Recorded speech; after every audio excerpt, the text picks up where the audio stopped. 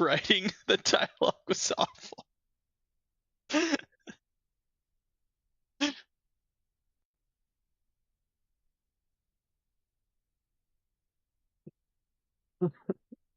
Nowhere to go but up when you hit rock bottom. Yeah. But can we also have the sequels be AI voice? Like it's over Anakin. I think that's what it is. It's like that they translate it and then AI voices fill in the gaps. Oh man.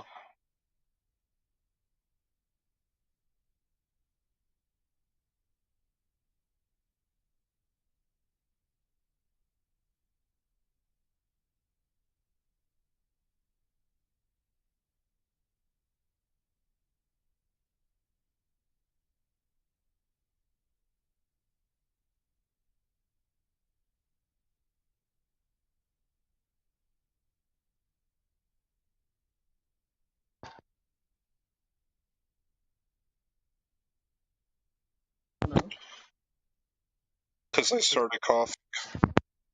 Don't want us to not be silent, right? I had to execute Order 66. Right.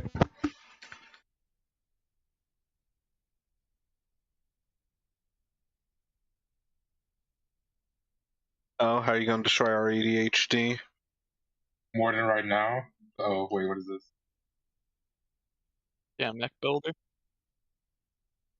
Okay, but Cad, did you see something that I posted for my ADHD? Joke's on you, cat. This doesn't affect me. This is And I already have ADHD. But burning, did you watch any of the videos that I posted?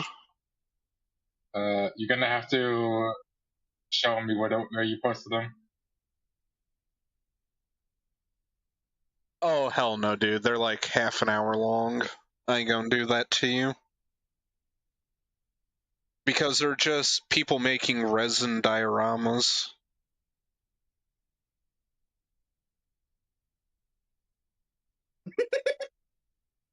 No. I'm gonna shit in your cereal. That's not very That's it. trio of you. Oh, you'll tell. Oh, God. It's still, you know what? I'm gonna drop it. That's probably Yeah. for the Good best. I idea. realized that call. comment would just continue and do something, and Cad would leave, and we would be stuck with the Funk in the air.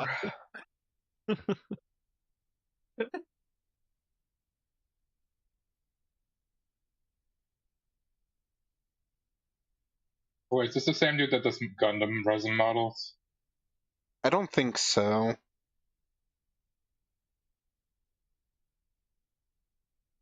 It just released on Steam for Mech Builder. I don't Yeah, care. that's I've been what he playing thinks. Mech Warrior 5. That's my Mech. I'm gonna Listen, I get got you. myself CAD. Joke. It was recommended me because I've been playing mech games as of late, so. Well, joke's on you. I got some fucking Gundams I still have to put together just sitting in box still.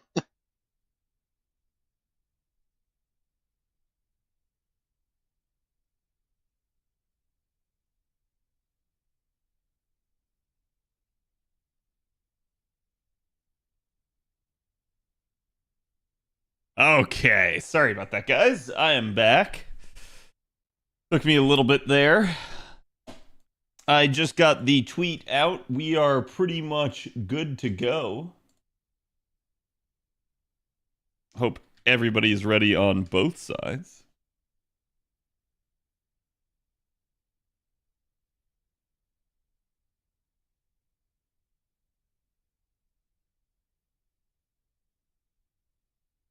We grabbed the sauce for today. Again, yes, if you guys want to go give the tweet a like, it always helps me out. And Brain work, not work. Brain work.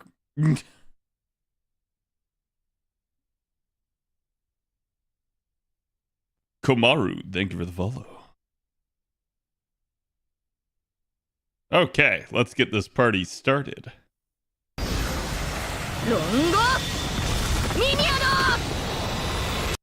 Rongo Miniato, everyone. How's it going? Here is today's artwork. Go give the artist some love. It is a fantastic piece as well. We are almost done with the anniversary. This is your last call to get your missions done, to get your farming done, to get your units leveled. You name it. You only have basically 4.5 more hours. So make sure you guys are doing everything that you need to do. Hello, everybody. I hope you guys are doing good. Today is obviously Tuesday, and we are expecting the live stream for NA here soon. We've also only got a little bit of time before the JP event wraps up. I will be doing the CQ with you guys tomorrow on JP, so it is what it is. But the goal here is going to be, again, to get just about everything done as fast as possible before NA's summer event. Again, like I said, we will be covering the actual live stream with you guys tomorrow. And the actual banner rolls will probably begin Thursday, because that's when we're expecting the event to be out. And so we will be we'll be kicking things off with NP5 Proto Merlin rolls, which will definitely be a interesting session nonetheless. Just because I am doing it does not mean that anyone else needs to feel the need to roll there or to roll to that extent. So please understand that I will be rolling for waifu reasons more than anything. Hello, Shortcake. Hello, ACH. Hope you guys are doing good. I did my last hurrah for art before she leaves tonight and managed to get in P2. Hey, congrats. This has been the best anniversary I've had in FGO. Nice. Hello, Ray. Long day. It's been fairly long. I'm, in a weird way, just like, I have not been sleeping well, so I'm tired from that, and then I'm also like just working constantly. I literally spent like the time before stream here actually just like eating and playing a game. And it was the first time I had done that in like a week. Like literally when I logged into Steam, my Steam still showed the Steam summer sale. Like it had been that long since I had touched it and it hadn't updated. So it was one of those things where it was like, oh boy. Am I going to MP2 plus Scotty? I probably will do MP2 of Scotty. I have not decided like hard and fast on what I wish to do there. We'll see. My plan is to roll a Buki and then Scotty and come back for Avalon. Yep, all of that's possible. Again, like I said, the banner strategy for you guys is the best it's ever been, in the sense that you can basically wait until the final banner, roll there, and still go back and roll all the prior banners. That's not typical. We don't normally have a choice like that, so it's really, really nice to have. And a rare prism shop should have been reset as well.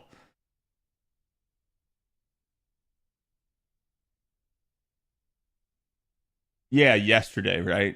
Yeah, okay. Sorry, my brain. What'd you have for lunch today? Just curious. Lunch today. Oh, that's a good question. What did I have for lunch today? Zaxby's. I had to think about that. I got Zaxby's. I just got their chicken tenders, basically. They're pretty good. They're really like light on the stomach. The only thing I wish Zaxby's had some like healthier side alternatives that you can substitute in, but as far as I know, they don't let you do that. So unfortunately, I end up eating fries with it, and the fries are just pretty heavy on the stomach otherwise. So even if the chicken itself isn't, the fries end up being. Today will also be a media share day. Again, we are also going to be discussing 90++ nodes. I had Avalon do some legwork for me, and again, thank you, Avalon, for that. and we're going to be talking about strategy, basically, that I feel like will be very helpful as we are on the eve of sort of the first 90++ node coming to NA. Have you had to Apple the JP event for shop? No, I'm actually done with the JP event. The only thing we have left to do is I need to do the CQ, and that is literally it. So, also, did I just pop an apple and go in this known chat? Did I do that? Was that a thing? W Zaxby's. I do. I really like Zaxby's. Zaxby's of a lot of the fried chicken places I go is pretty like good, at least in the sense of like I can get in there and get out of there real fast. I can still get a quality meal and not have to worry about it. So it's not, I'm not gonna like say it's like the best fried chicken ever or anything like that, but it's decent. I end up eating a lot of fast food with kind of my schedule, and I wish I didn't have to. I wish a lot of these fast food joints gave me better, healthier options, but it is what it is. So I just kind of got to do what I got to do. What are some ideal situations to use Aoko as a support? Like in what kind of comps?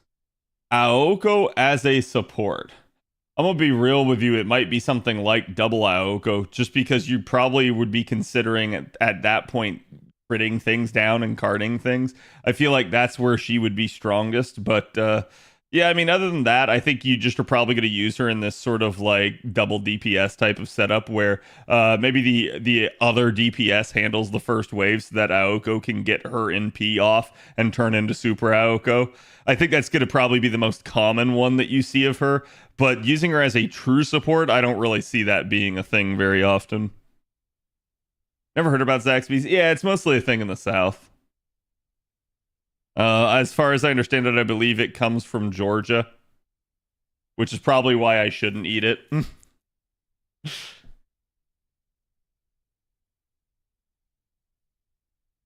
Glad you have a decent chicken place to eat. Yeah, I do. I have I actually have several. We have a Slim Pickens down here now, and it's or Slim Chickens, whatever the hell it is, and it's pretty good. We also have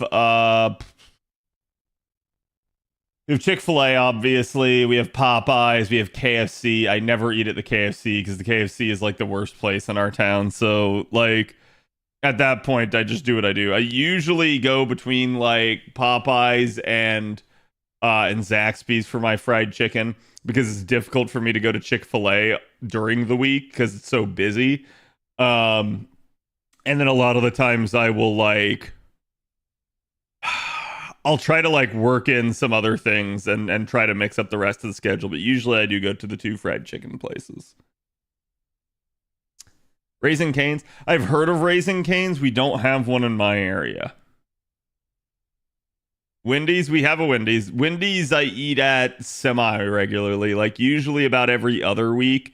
It definitely depends though. Mom Toria Maine, how we hanging? I'm doing pretty good. How are you doing, DeGard? And how are you doing, Strom? Who sleeps for summer? Yes. But no, yeah, I've not had to Apple the event really on JP. God, my brain. I'm sorry. I'm gonna keep farming if no one stops me. So it's a thing, chat. But yeah, no, I'm totally done with everything. I cleared shop other than the statues and monuments, and the only thing that we have left is the CQ. I'm not planning on doing it today, but it is obviously on my radar, and I do need to get it done. I don't know if anyone's done the CQ. I have no idea how difficult it is. I think I was listening to Trubs as he was doing it earlier today, and he said there was a gimmick, but he just ignored it. So it'd be what it be. Have I done my 3 runs today? No. Wait, how do I have 0 storm pods, but I haven't done my 3 runs? Huh?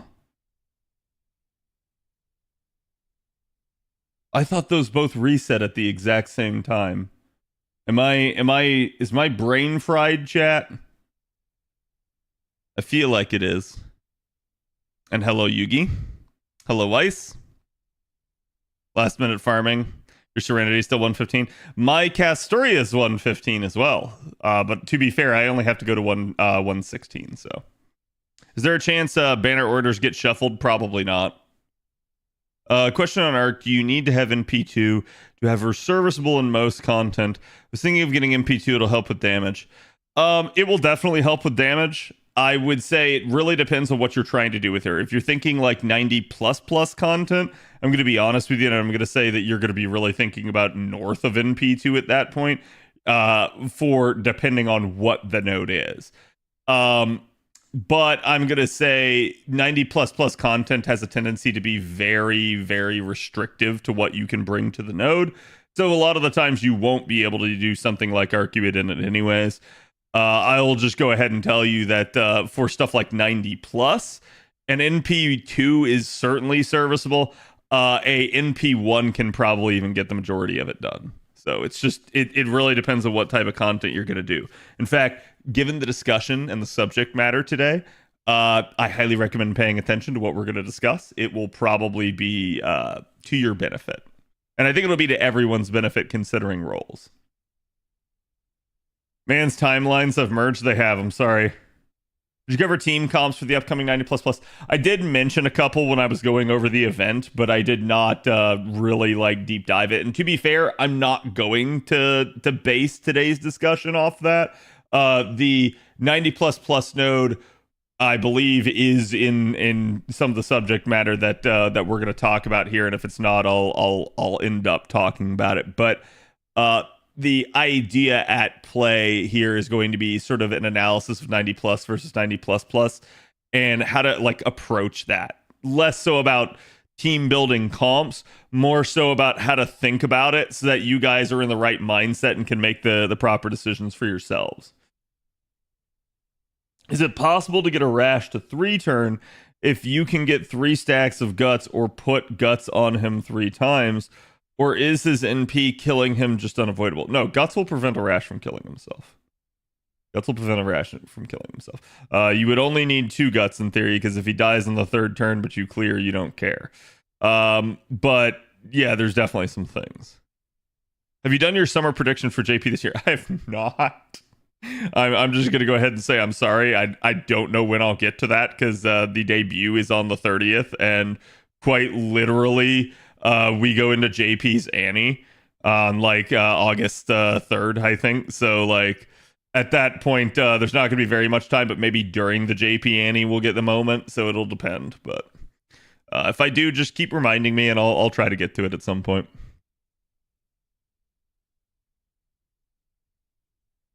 You turn with a 3-turn with a rash using Summer Kuro, I think, but it's a lot of investment. Yep.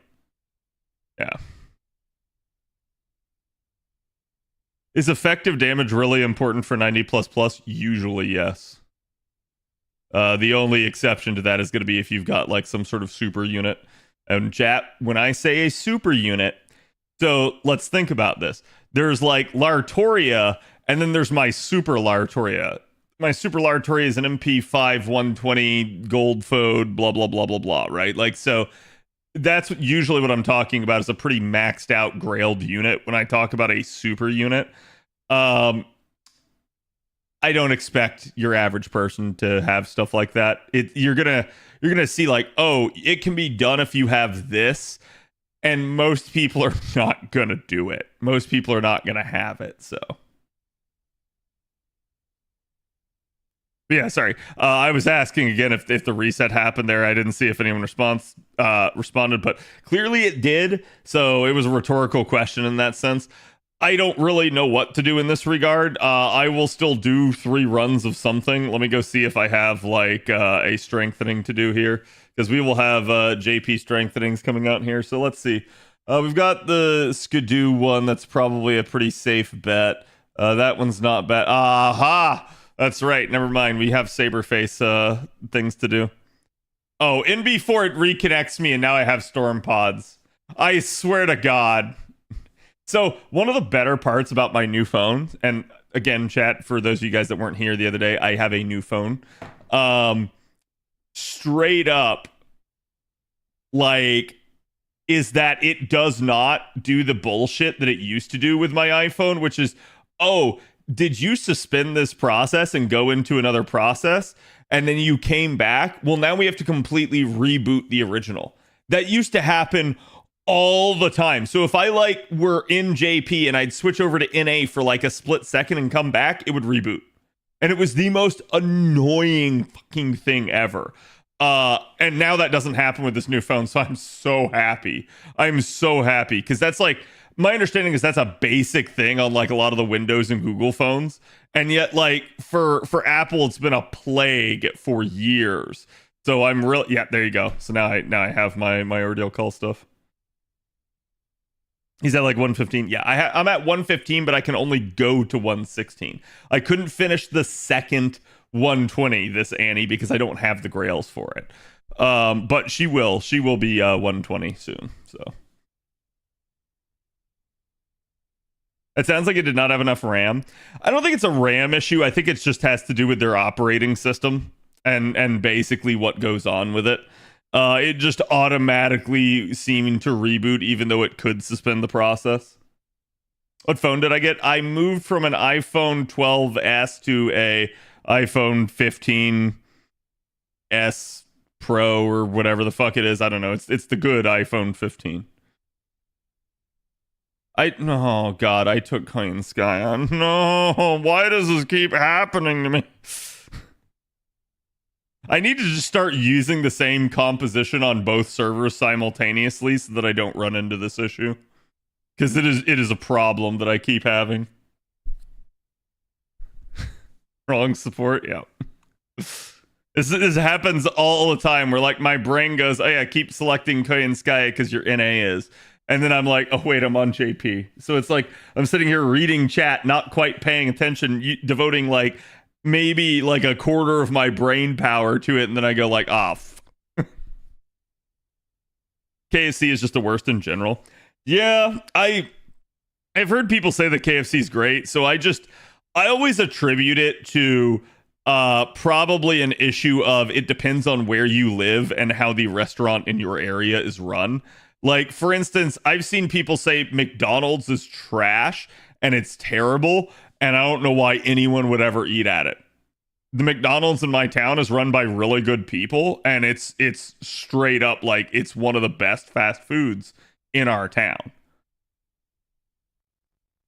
But I'm under no observation that that's the way it is everywhere, right? Like, so I just assume that ours is a really good one and the rest of the world has terrible ones. So it really probably just depends on like how it's run in your area. Same with pretty much any franchise. Yeah, it's going to depend entirely on the franchise owners. I'm not falling for that. Not again. Not again. Chat, it is so difficult sometimes to just find a Summer Scotty that has the actual Bond CE on.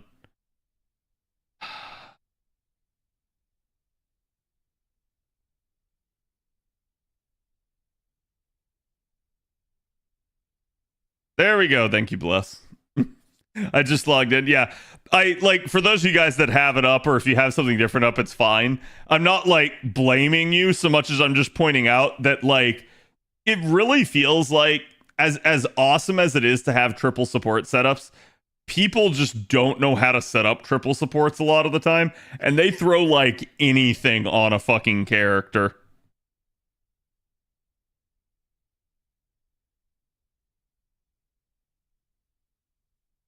You should find me. Okay.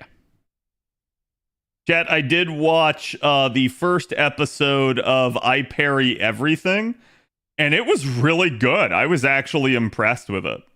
And I don't say that lightly because I was expecting like nothing going into it.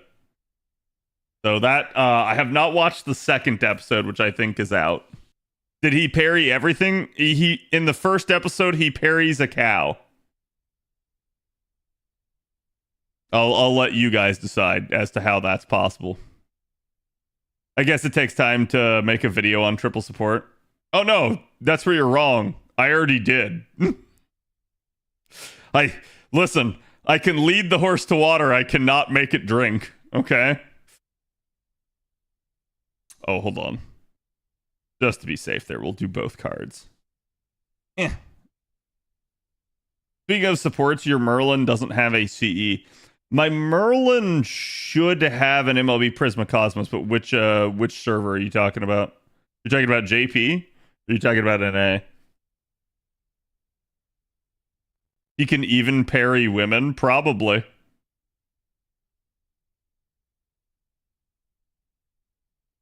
I loved it too. Glad you're enjoying it. Yeah, the first episode was really good. So hopefully the second episode's as good.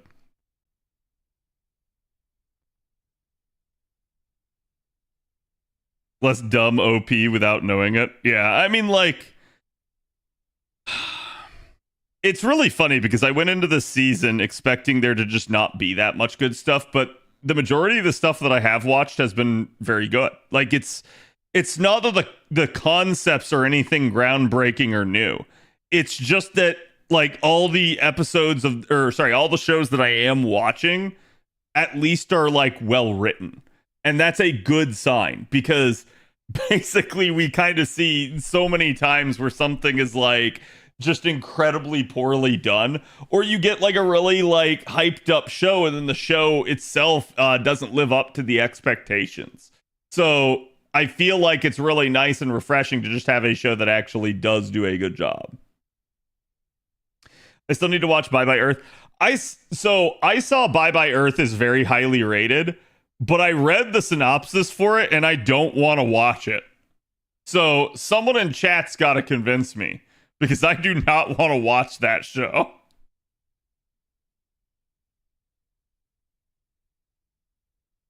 I say that about McDonald's, it's me. Yeah, no, it's fine. And I'm not like holding it against everyone. Like, it's the same thing with like pizza restaurants, or sorry, pizza delivery, right? Where like people will swear by either like Domino's, Papa John's, Pizza Hut, you name it. And then inevitably there's like, depending on where you live, one of them is great, the others are terrible. Like, for instance, where I live, all of them are terrible, and the best place where I live is actually a Hungry Howie's. I have no idea how. I don't know how that sort of thing happens. It just does. Papa John's goated. See, it's funny because, like, where I went to college, Papa John's was great. The Domino's was better than it. The Domino's was like superiorly run. It was just amazing. Papa John's was the overpriced like pile of garbage. But like, I don't know, because I come down here and I try the Domino's down here and I get sick off of it. Like, I can't eat Domino's anymore because I got sick twice off of it. And I was like, nah, I'm good. I'm not eating that place again.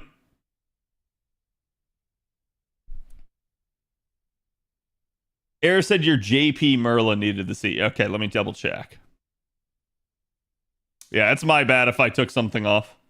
I was unfortunately very slow at getting my my stuff up and online.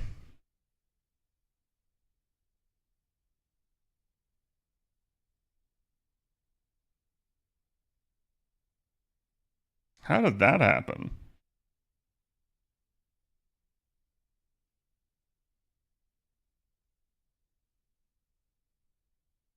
Yeah, this is non-event support. Thank you for telling me.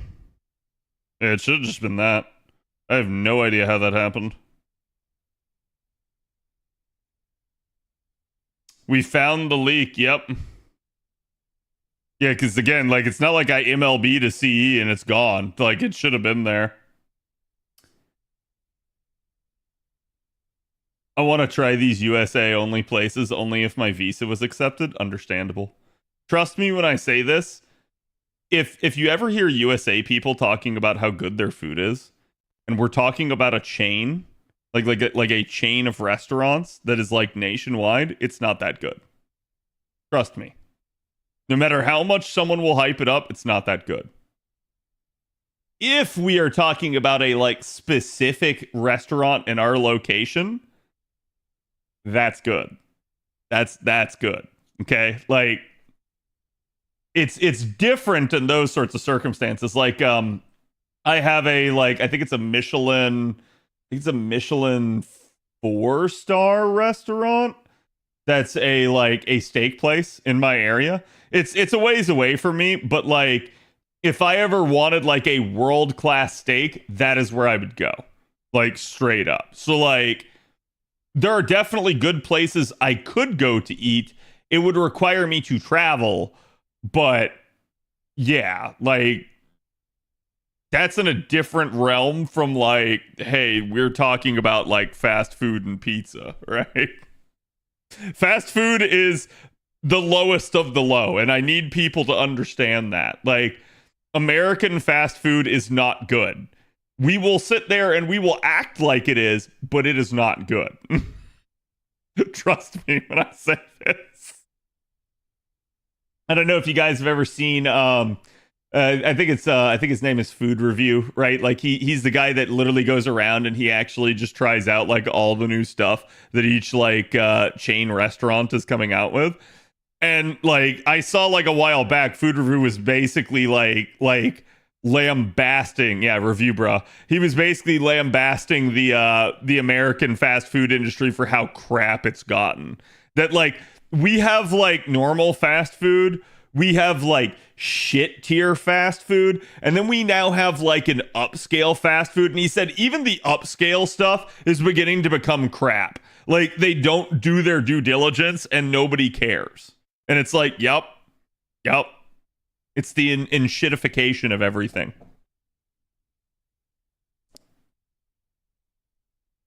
I want to see those big portions in front of me. Oh, don't worry, you will. You absolutely will.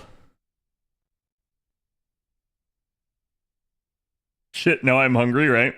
Hey, White Castle has always been quality food. Yes, White Castle has always been quality food at 2 a.m. when you're drunk or stoned off your ass. That's when White Castle really shines through. Yep, cooking for yourself is best. Always has been, though, right? Like, because you can always season it to your own, like, or flavor it to your own, like, seasoning level, right? When your idea of a $5 meal is that make kids' meals look big, you know you're overcharging.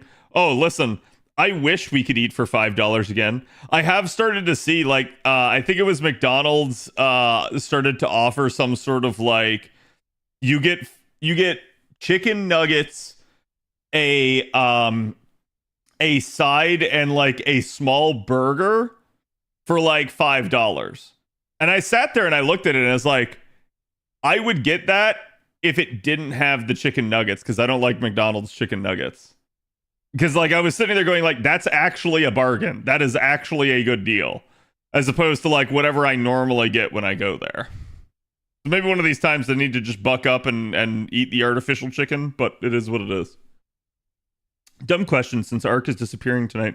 Is summer starting later tonight or is it tomorrow night? We have the live stream tomorrow night on the 17th, and then we are probably going to be getting summer on the 18th. So quite literally after the live stream. Had Sunny's today. They have really good sweet tea. Oh, don't tell me that. We had a Sunny's in our town and it closed down. I have no idea why. It was in the like the rural slash like warehousing part of town where all the like blue collar workers went to eat. I have no idea how it closed down. I have no idea how it ceased to be profitable.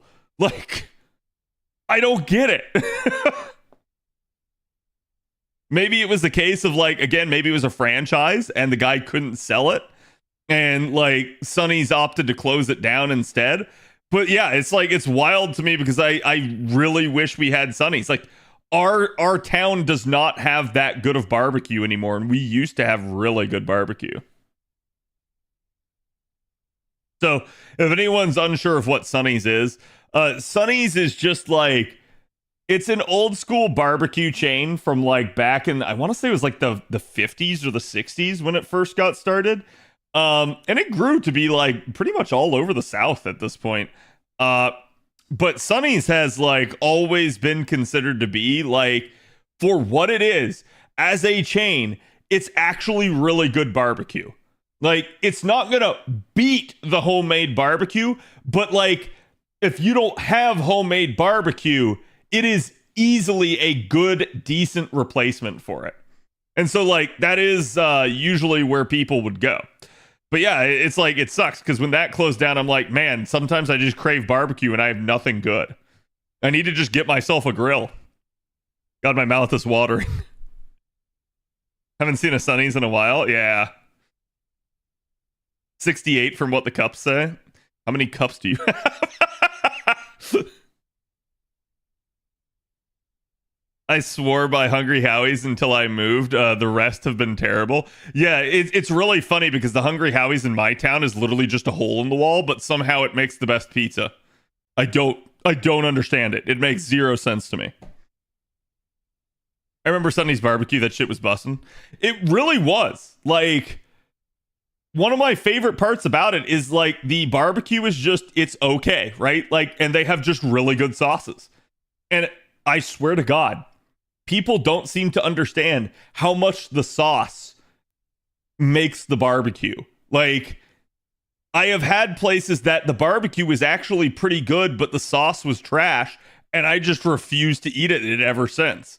Because unless I can get good barbecue sauce, I don't want to. Team Explosion Grill meetup? That sounds good.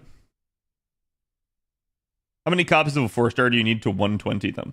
Well, it technically depends on the 4-star British. So, like, if you have a limited or a story locked, you get 50 coins per. You need 300 coins total to 120 if you're not including appends. So at that point, you would only need 6 copies. If we're talking a permanent, though, you only get 30 coins. So then you would need 10. So it's definitely going to depend entirely on how much you want. And that's not assuming something like bonding, right? So, like, for instance, you get 180 coins from bonding. So out of the 300, that would leave 120. So in that case, you would only need 4 copies of a permanent 4-star in order to be able to 120. So the bonding can actually cover you for a lot of it. But just keep in mind, again, like, that's going to require you getting to bond 15. That's going to require you not unlocking any other appends. So it is what it is.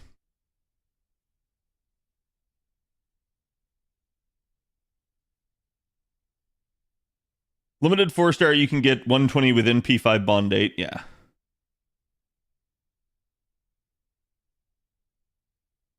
That kind of issue is not there in, like, the barbecue states like Texas or Memphis.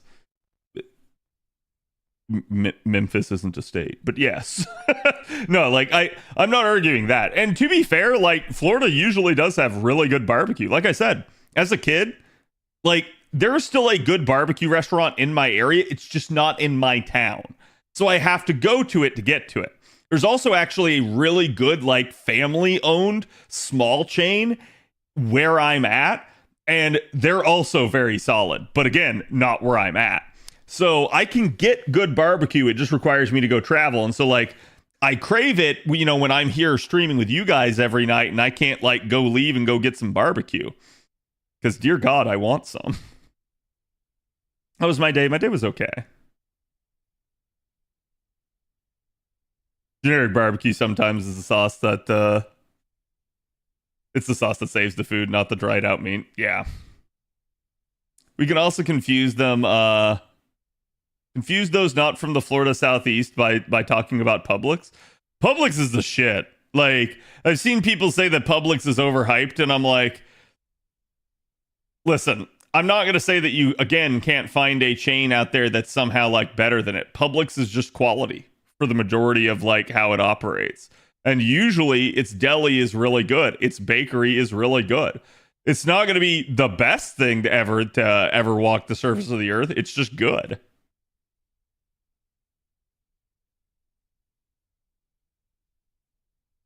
Have barbecue will travel? Yeah.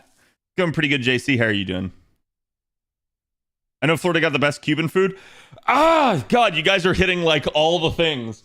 So we also used to have 2 good Cuban restaurants in my area, and now we have none. All I have are, it's really interesting because we went from having really good Cuban food to then we had really good Mexican food to now all the Mexican restaurants have been replaced with Puerto Rican food. And I'm sorry, I just don't like Puerto Rican food as much as Cuban or Mexican. It's not that Puerto Rican food is bad.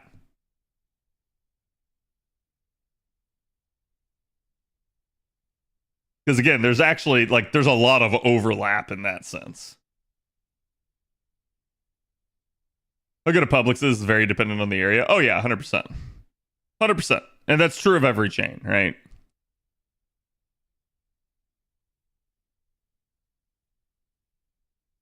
Cad getting that hit for all the good food. It's been a complaint of mine that especially over the past 2 or 3 years here that the food quality in my area has gone down so much, and I'm just so sad by it. How broken would it be if Ark's ultimate one passive skill effect stacked for each stack of Millennium Castle Battlefield? Probably pretty dumb considering how strong she already is. It is a sizable buff.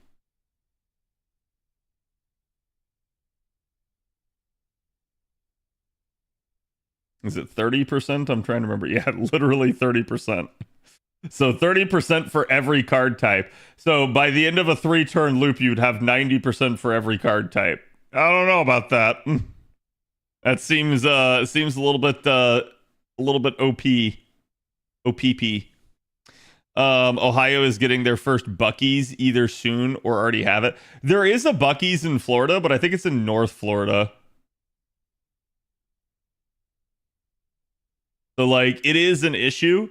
I wish that Bucees would come further south in that regard, because I've been to it. I've been to the Bucees up there. It's just how do I describe a Bucees to chat?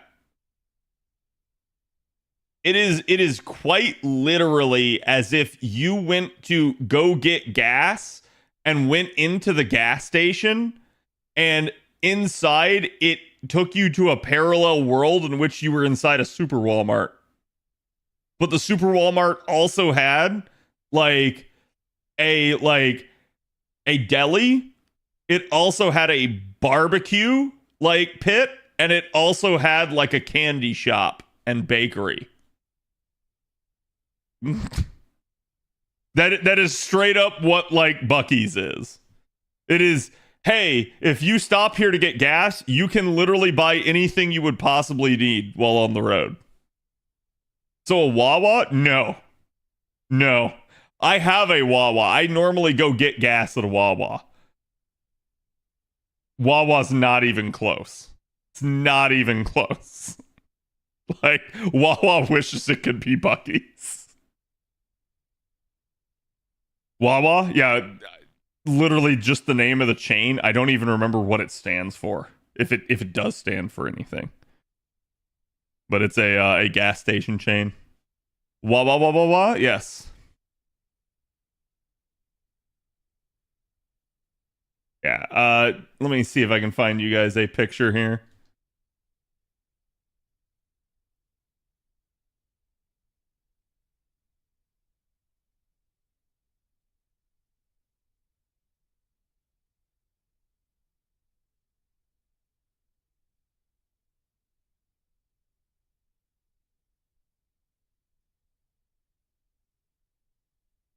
Okay, chat. So this is just the front of a Bucees.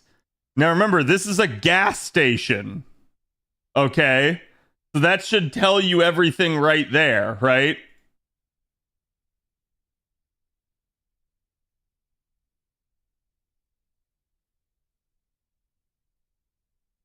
This is the inside of what a Bucees is. And you can see this is no Wawa. This shit goes on for pretty much a freaking mile in both directions.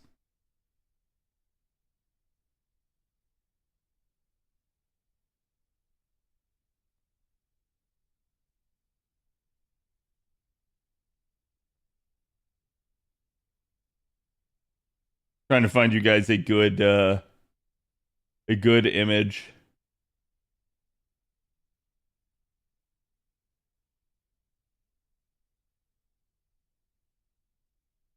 Yeah, I mean, chat, they have shopping carts in there, right?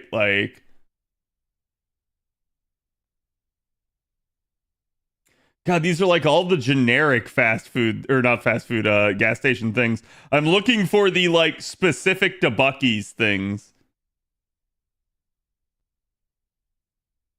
Yeah, like here you go, for instance, chat. This is a better look at the actual sign that they have right there, where it's like, that's all the crap that you can get. And that's just the barbecue part.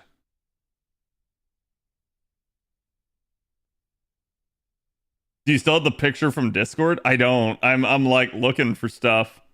Oh, yeah, here you go, chat. Here you go. How much would you like in terms of beef, pork, and dried sausage? You also have like just a grab bag for like beef jerky here of various flavors. Like there's all sorts of like stuff that you guys can get. I'm getting hungry again. Why am I getting hungry again? Chat, stop making me hungry. What the fuck? We need this? I told you. It's like, it's actually insane.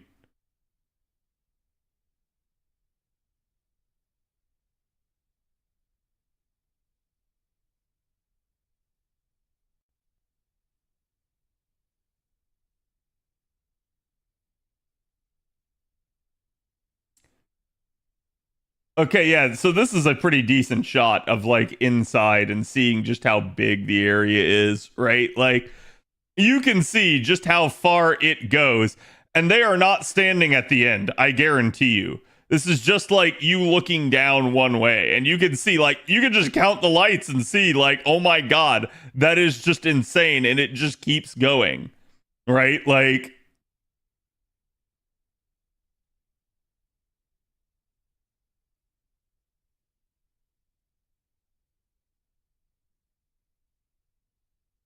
oh my god, yeah, and the amount of snacks that they have. So like they're kind of like a Sam's Club in that sense, where like everything they have is like Buc-ee's brand.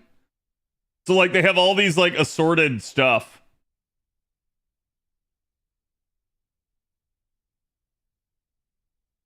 Yeah, here's a picture of their like bakery stuff, chat. Here's their bakery.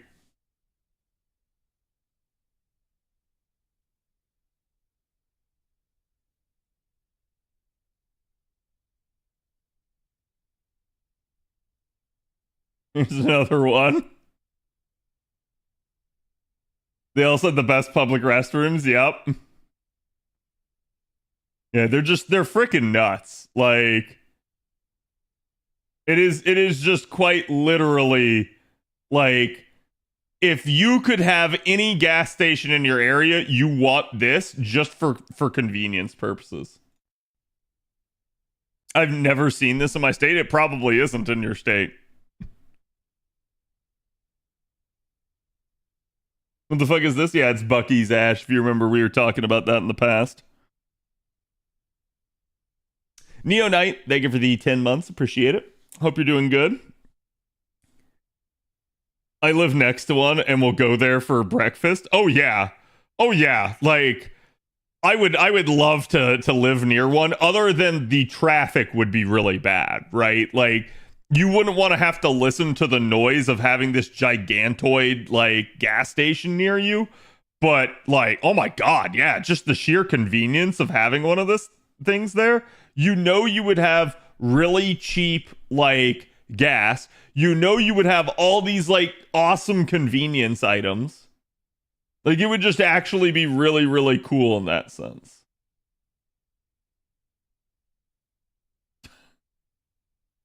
What the hell, Steve? I just saw what you sent me. Wait, Avalon, did you delete what you sent me and resent it? Japan apparently has the best convenience store cooked food. I watched a video that's number one thing to get at Konbini is fried chicken. So what you're saying, Katana, is that you should have put that in the media share, like in the content suggestion box, so that we could watch that later. That's what I'm hearing. The big thing I remember about my one visit to a Buc-ee's is it will always be packed. Yes, that is the downside. because it is so huge, it is practically a tourist stop. Like, everybody within that area will go to it to stop at it because of how good it is. So, like, everyone and their brother's going to, like, divert to try and go to the Buc-ee's. Japanese convenience store is practically a small supermarket. Yeah. You ready for Summer 7? I will be. You just want to look at the food? You're goddamn right. I absolutely want to look at the food.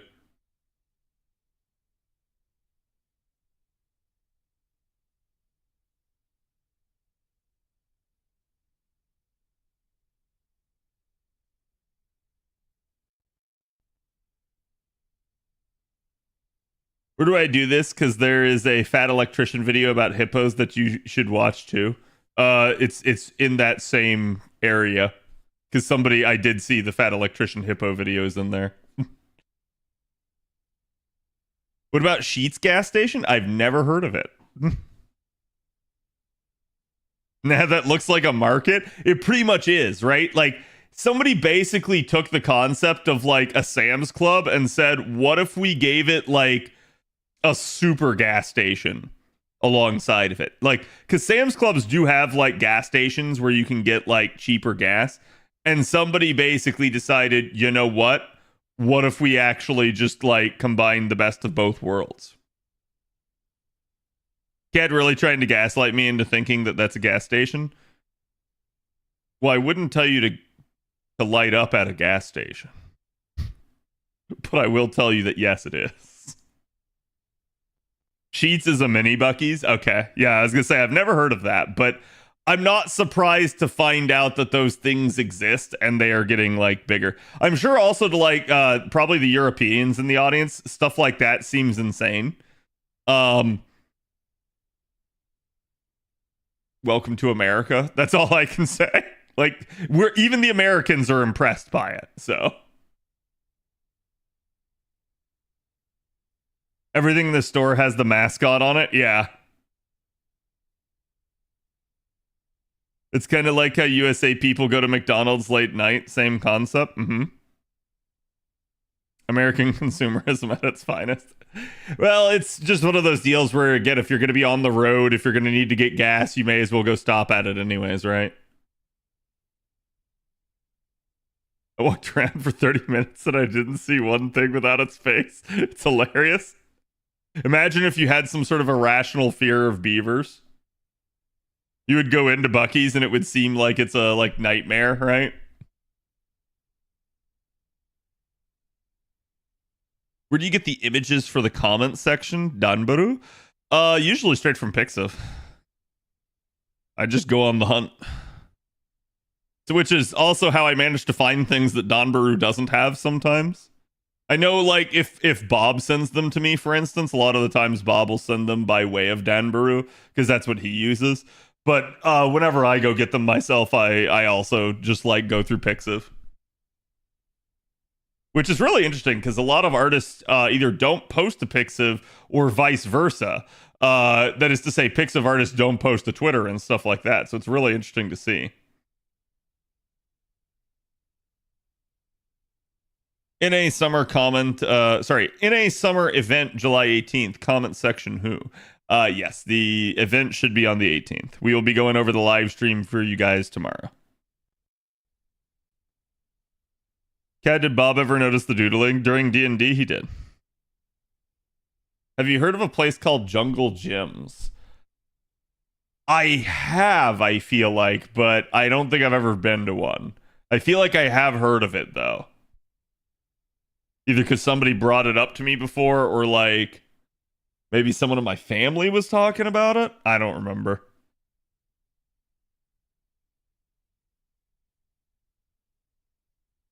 There are a few times I've traveled and none of the lowest prices. Even now, the CBUs, their prices are good compared to Shell. Yeah, I mean, gas is like creeping up again here. So it's like it's getting annoying because everything's just so damn expensive.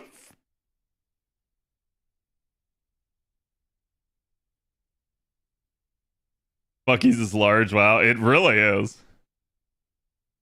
Some of them are bigger than others, though, I've noticed. Like, the one that I've been to is gigantoid, but, like, I don't think they're all that size necessarily.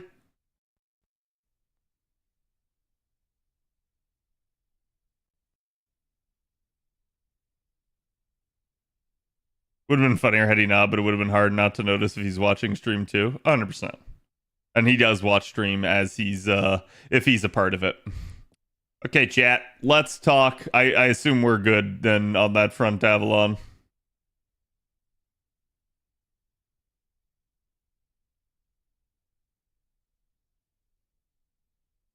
Ah! Hello, Miss Karagi Tutu. Welcome, everybody. How's it going? Speak of the devil and he shall appear. Hello, Bob. How was dinner? That's a lie. She was drawing art. But was she drawing FGO art? And again, hello, everyone. How was stream Tutu? What were you guys up to? We are going to be, you're actually just in time. We're going to be going over the, I'm going to be comparing 90 plus and 90 plus plus and talking about the difference between the two node types with you guys and kind of how to approach it. So hopefully that will be a very good thing for all of you guys to basically partake in. Oh my God, Avalon, Avalon, we talked about this. Avalon, come on. You went ape shit.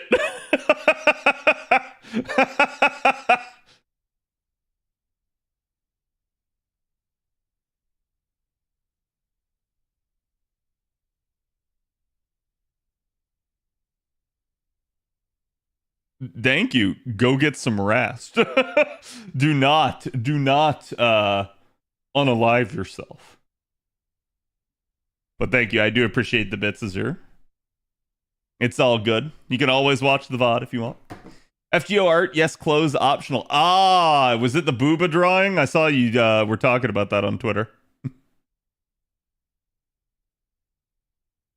Dressing up Castoria. Okay, yeah. Oh, as John. Oh, okay. Gonna go eat dinner because I'm starving. Yeah, it's no problem. Thank you again for the raid. Welcome everybody from Tutu Stream.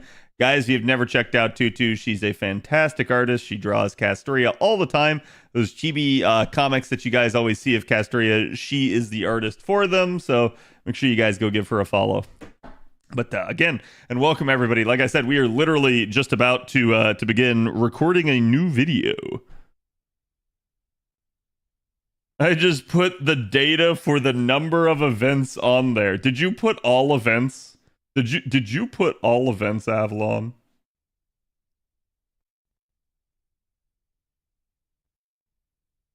When is the summer stream? Yeah, it's literally tomorrow night. We'll be covering it live with you guys. It's what you asked for. I didn't need it for all bonus, but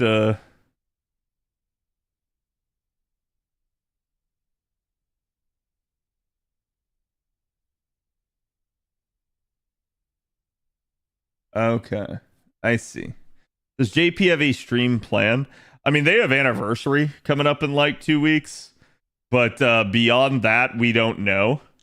Like, I'm not anticipating an event here soon, but we'll see. I'm expecting that we're gonna get a pre-campaign on JP.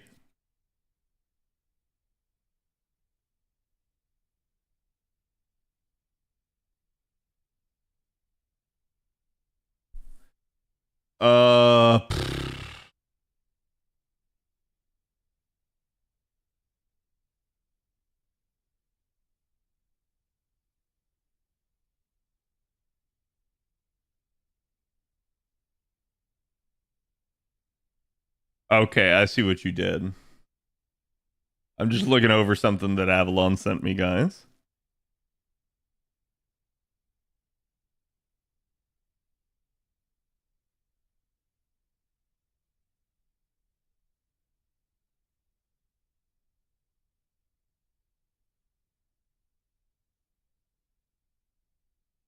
This is interesting.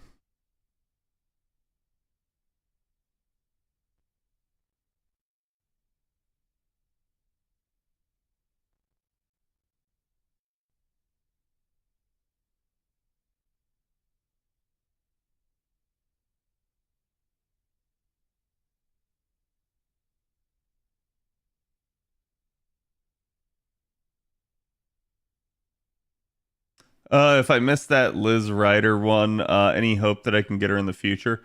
Um, she'll probably come back with the Evocation Festival. I don't remember if she's in it yet already or not. I don't think she is, but we do have Kentucky Ryder in there. How Copium is hoping for a coin fix this Annie? Yeah. Everyone's hoping for it, but we'll see. Avalon, one quick question for you.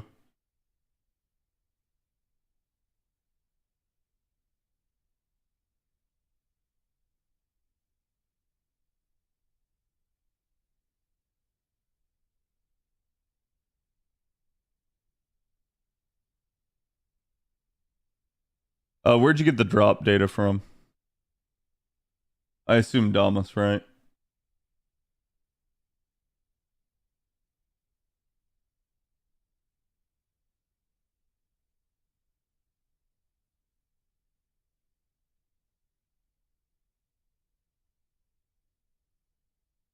From Atlas. Okay.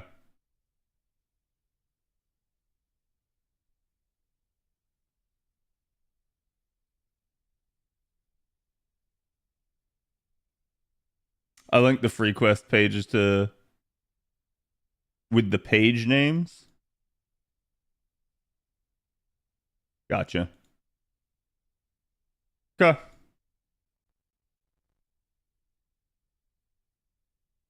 Just making sure.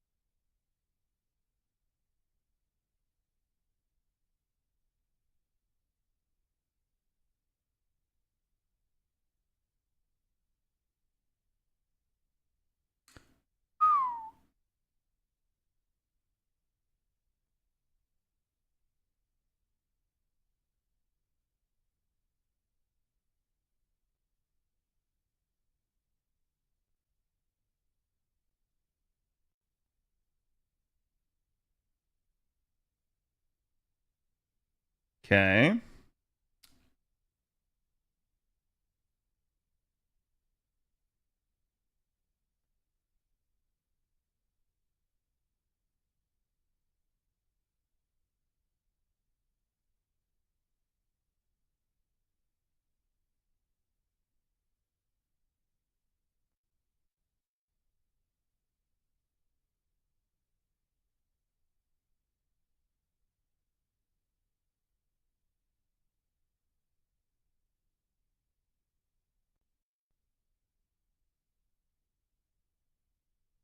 I gotta remark that the data's from there. Yeah, if you could, that'd be great.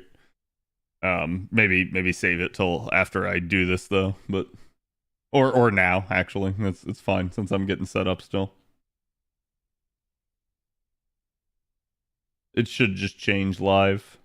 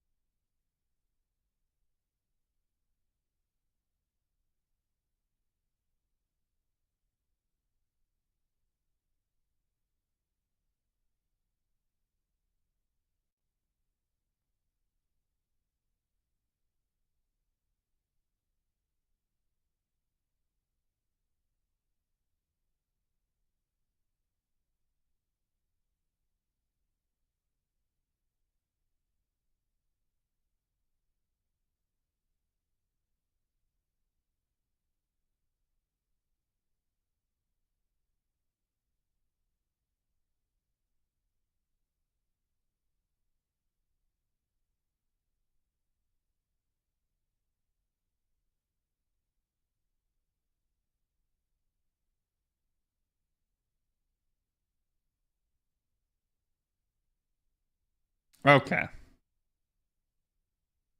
Okay.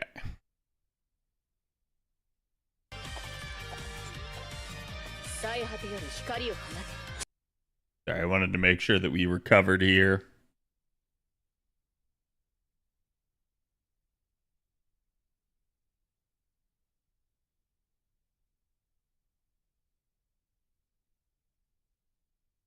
Ugh.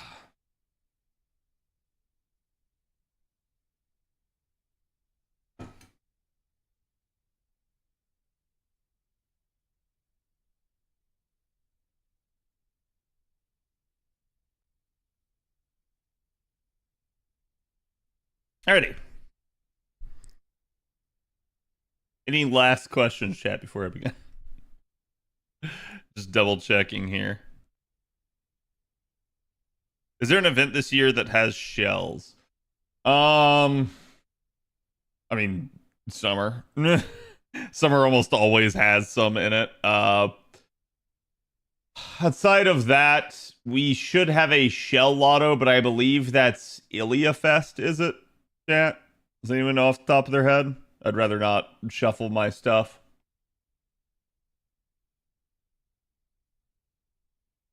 Nemo Moss? Was it Nemo Moss?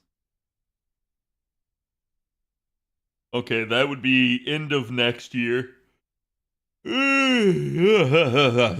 What's your favorite color?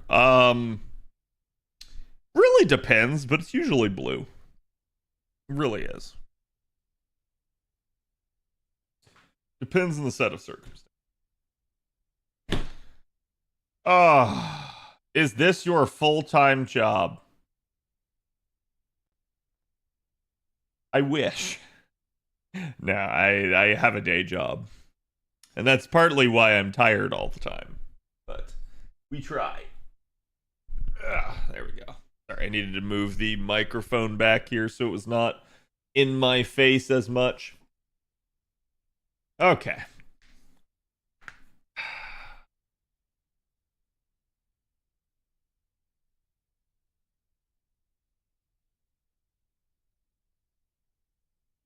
Blue and yellow, I am partial to gold. Although I actually prefer silver to gold. Little known fact about me. Okay. Hey guys, my name's Khadroth, and today we're going to be talking to you guys about a very sort of widely discussed topic, and I'm going to try to give you guys my 2 cents on it. That's going to be the debate between doing a 90 plus node and a 90 plus plus node. NA is about to head into this era where now 90 plus plus nodes are a thing in events, and you're going to be having to grapple with what to do as a player. So the purpose of this video is going to be to try to give you guys some food for thought, let you make the decision, but let you make an educated one, so that you guys can try to determine how you wish to proceed. Because I've seen a lot of people ask me, what should we do with 90 plus plus nodes? And that's what this is going to be about. So again, as we said here, our Arctic Summer World event is going to be the very first event on NA that includes a 90 plus plus farm node. There have been 90 plus plus nodes in the game prior to this point, but they're usually either like a raid or something like that, or again, maybe some sort of like one-shot challenge fight. Never really just a normal conventional farm node. Now, the reason for this, we've never really found out. The devs have never really said why they did this sort of thing, but it's reasonable to assume that 90 plus plus node is a response to the likes of units like Oberon entering the game and really shifting the damage capability of the player base. So as Oberon ends up coming out, his ability to just really double up every source of NP damage allowed damage numbers to kind of skyrocket. And I think the devs kind of realized that they needed to put something in the game to give people a reason to roll more than just NP1. So now you're probably thinking, oh, well, hold on. Does that mean I have to roll more than NP1? Not necessarily. And I'm going to try to do my best to get you in the proper frame of mind for how to tackle this sort of content. Again, it is going to be a step up. On the screen right here, you can see what amounts to our Arctic Summer World 90 plus node. This is the normal conventional like sort of best node that you would normally see in every event. But you're about to get a better node than this in theory. But is it truly better? Let's examine. So, and this is just going to be an example. I'm going to give you guys some actual hard data here in a minute, just to kind of give you guys a better idea. But you can see, so our 90 plus node is going to unlock on sort of like the end of the whole like sequence of unveiling of new nodes, and it's going to come out at the exact same time as our 90 plus plus node. But this 90 plus node is going to be Riders, and it's going to be a 312 node. Now, the interesting thing about this is that it's going to be very easy to handle because you're going to get a very good welfare unit in the actual event. That's going to be the Valkyrie Assassins, and they're going to be very solid just from a looping standpoint. They're a great arts unit. You can go check out my video on them and all the peculiarities about picking one of them. But with regards to that, it's going to be a node that's going to be very easily tackable with the welfare. And the reason we're going to explore this is because the Arctic Summer World event has damage bonus units. Again, something that we just kind of know will be the case for a lot of events. Usually we try to, again, skew our comps maybe towards this, not only because you're also going to get some sort of bond bonus, but also just because it just makes overcoming the actual like damage numbers for waves a lot easier. It doesn't mean you have to use them though, especially for 90 plus content. It's been pretty easy to kind of try to find your way into having enough damage for those types of nodes, especially now that we have units like Castoria, like Oberon, and soon we'll be getting, Summer Scotty in here. So you're obviously going to have the ability for pretty much all the card types to really just expand their damage. So on top of that, we also end up having a damage craft essence in the actual event. So this is actually sort of a double whammy in terms of the amount of firepower that you can really pump in this event. You can take a damage CE, you can take a damage bonus unit, although for the 90 plus node, that's overkill. You really don't need to do that. Maybe take a damage bonus unit, but taking the damage bonus CE, I'm not going to say you can't do this. I'm just going to say you don't need to for the majority of it. Again, you can see just at a single copy, it's going to enhance damage by 100%. At an MLB, it's going to be 200%. Now, the interesting thing to denote is that this is usually a power mod. It usually does stack with other power mod sources additively, so it can be, limited somewhat in the actual impact it can have, but it's still usually a very good thing if you're just trying to pump out your damage. That's unique to this event, though. Not every event will have a damage bonus CE. Not every event will have a damage bonus unit that you can use. So it's something to consider and something to keep in mind that you can use this to your advantage. But again, for 90 plus, we don't really care. Now, the interesting thing to see is that the 90 plus node does drop basically all currencies, including some points for the point ladder of the event. It also can drop relatively rare materials as well as a selection here of rider gems and even a rider, again, statue here. So there is some good benefit to doing your 90 plus node. When 90 plus came out, we saw this expansion from the normal 90 nodes of, hey, maybe the final 90 node just gave you like the points, or maybe it gave you like the sort of like one currency, but not everything. And so then 90 plus comes out and it represents this sort of new age tech of like being able to farm everything you needed to clear the shop with one node. And that was really nice. A lot of people really liked it. 90 plus made a whole lot of sense for why people should do it over 90. 90 plus just had a bunch of extra benefits. There was technically no real downside to doing 90, assuming you could still clear shop conventionally, but the 90 plus was just overall more bang for your buck and more efficient, so a lot of people opted to do it. But now we've got 90 plus content coming into the game. And as I said, this node will be available on the exact same time period as the release of the 90 plus.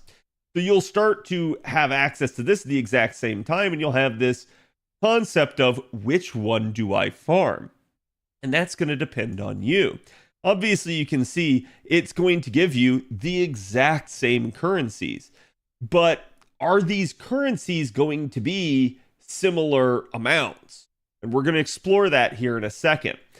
But the other thing to denote is that this suddenly turns into a 111 node. Now, not every 90++ node will be this way. This particular one just happens to be, and when it came out was sort of a shock to the system for a lot of people because we did not expect this as a farming node. We never really had seen to this degree a 111 type of node, and if we had, it certainly didn't have a 1 million HP Enkidu sitting there at the end of it. So that definitely represented a ton of damage being required. But if you remember, I said you've got a damage bonus selection of units and you've got a damage bonus craft essence here. That's where taking these sorts of things is going to allow you to power through. You can also see that there are some pretty decent drops for the node itself. You do get some Lancer gems and also a Lancer statue here. And this one actually, according to fandom, can drop both craft essences, whereas the other could only drop the one. That may be to your preference, or it may actually be a demerit in your eyes, depending on what you're trying to go after. Either way, an important thing to denote here is also that the 90+ node has a tendency to award a certain set amount of bond, QP, and experience. The 90++ node does the same, but it's at higher increments. Is it an insane upgrade? Is it a huge monumental thing that you need to do? Perhaps, or perhaps not, depending on your mentality on the game. If you're somebody that is rolling in QP a lot of the time and you really don't have any idea what to do with it, the QP increase is not going to be a big deal. If you're somebody that's already capped out on master experience because you play a bunch, the master experience is not going to be a big deal. And similarly, if you're somebody that basically sits there and goes, well, I want bond, but maybe I don't care too much about it, and I just value my sanity, at that point, if the node is really giving you trouble, the extra amount of bond that you're going to get from stepping up is a thing, but it's not the sort of deal breaker for you. But on the flip side, all of these might be true. You might really need QP, you might really need experience, and you might really need bond. It really just depends on you and what you value. I'm going to say not to let these be the thing that actually do dictate it for you, though. Because at that point, if everything is held equal, you realistically should just say, well, I should probably be doing the 90++ anyways because of these factors. So to me, this is just a look at some of the other factors for how you determine whether or not you wish to do a 90+ or a 90++. And let's begin to talk about some of those factors. So on screen, you guys can see we actually have a spreadsheet here. This is going over drop data from Atlas Academy for the various 90+ and 90++ nodes. I basically had Avalon assemble 3 different selections of 90+ and 90++ nodes for lottos and 3 different ones for normal events. Now, why am I saying that? Because the mentality is probably going to be different for a lotto versus a normal event. What do I mean? Well, for instance, one of the problems with a 90++ node is going to just simply be actually being able to clear it in a timely manner. If we are in a sort of non-lottery type of event, an event where we have somewhat all the time in the world and we're more worried about our AP efficiency than anything else and actually clearing the shop as efficiently as possible so that we can save apples for events where, hey, maybe we want to grind, at that point, we can go, okay, well, if it's just a normal event, if it's not a lotto, I can try to tackle the 90++ node and just not care if I 3-turn it. This has always been an option for people, and while the FGO meta has always been to 3-turn, it's really no skin off your back if you suddenly begin to 4, 5, or even 6 turn a node. There is no problem with taking extra turns. The only person that can say whether or not it is a problem is you. If you suddenly decide that it is not worth the hassle of going like, I don't know, maybe 7, 9 turns, something like that, you can certainly decide to step down and go back to 90 plus. That is always an option. But you don't have to 3 turn if it's not time sensitive to do so. So again, it's up to you to determine whether or not you wish to go after the 90 plus plus or the 90 plus in this regard. If you're okay with not like 3 turning every single node, then all of a sudden this opens up quite significantly for you. And it's really only going to be with lottos that that's going to change. And why does it change during a lotto? Because lottos are a lot more time sensitive. They are 2 week events versus the conventional 3-week events that we now have. And you're trying to get as much currency as you possibly can. If you don't have a lot of refills in a lotto, aka apples there, certainly at that point you're less time constrained than your average person is. So at that point, then you also probably don't need to care about 3 turning, even if it's a lotto. But if you do have a ton of refills and you're worried about getting able to use them all, or maybe even burning out before you manage to use them all, at that point you're a lot more constrained, and it becomes less about your AP efficiency and more about your drop efficiency than anything else. So at that point, doing more 3 turns is good. And that's where we're going to say in a lotto, the time it's going to take you to clear a node, the number of turns it's going to take you to clear a node, will certainly matter more than outside of a lotto. At that point, you really do need to factor in whether or not you can manage to 3 turn a 90 plus plus node. If you can't, then certainly there's the consideration for not doing the 90 plus plus node and instead stepping down to a 90 plus, because there's really no harm in doing so. Now, let's take a quick look at this. Again, you guys can see here from the spreadsheet, and I'm going to do my best to explain it to you. But essentially, this is our Tamlin Cup. It's our Fairy Cup. It's going to be happening here at the end of this year. It's our remaining lotto for the year on NA. It will happen essentially in early November, according to what the devs have said. So we know this is our next lotto.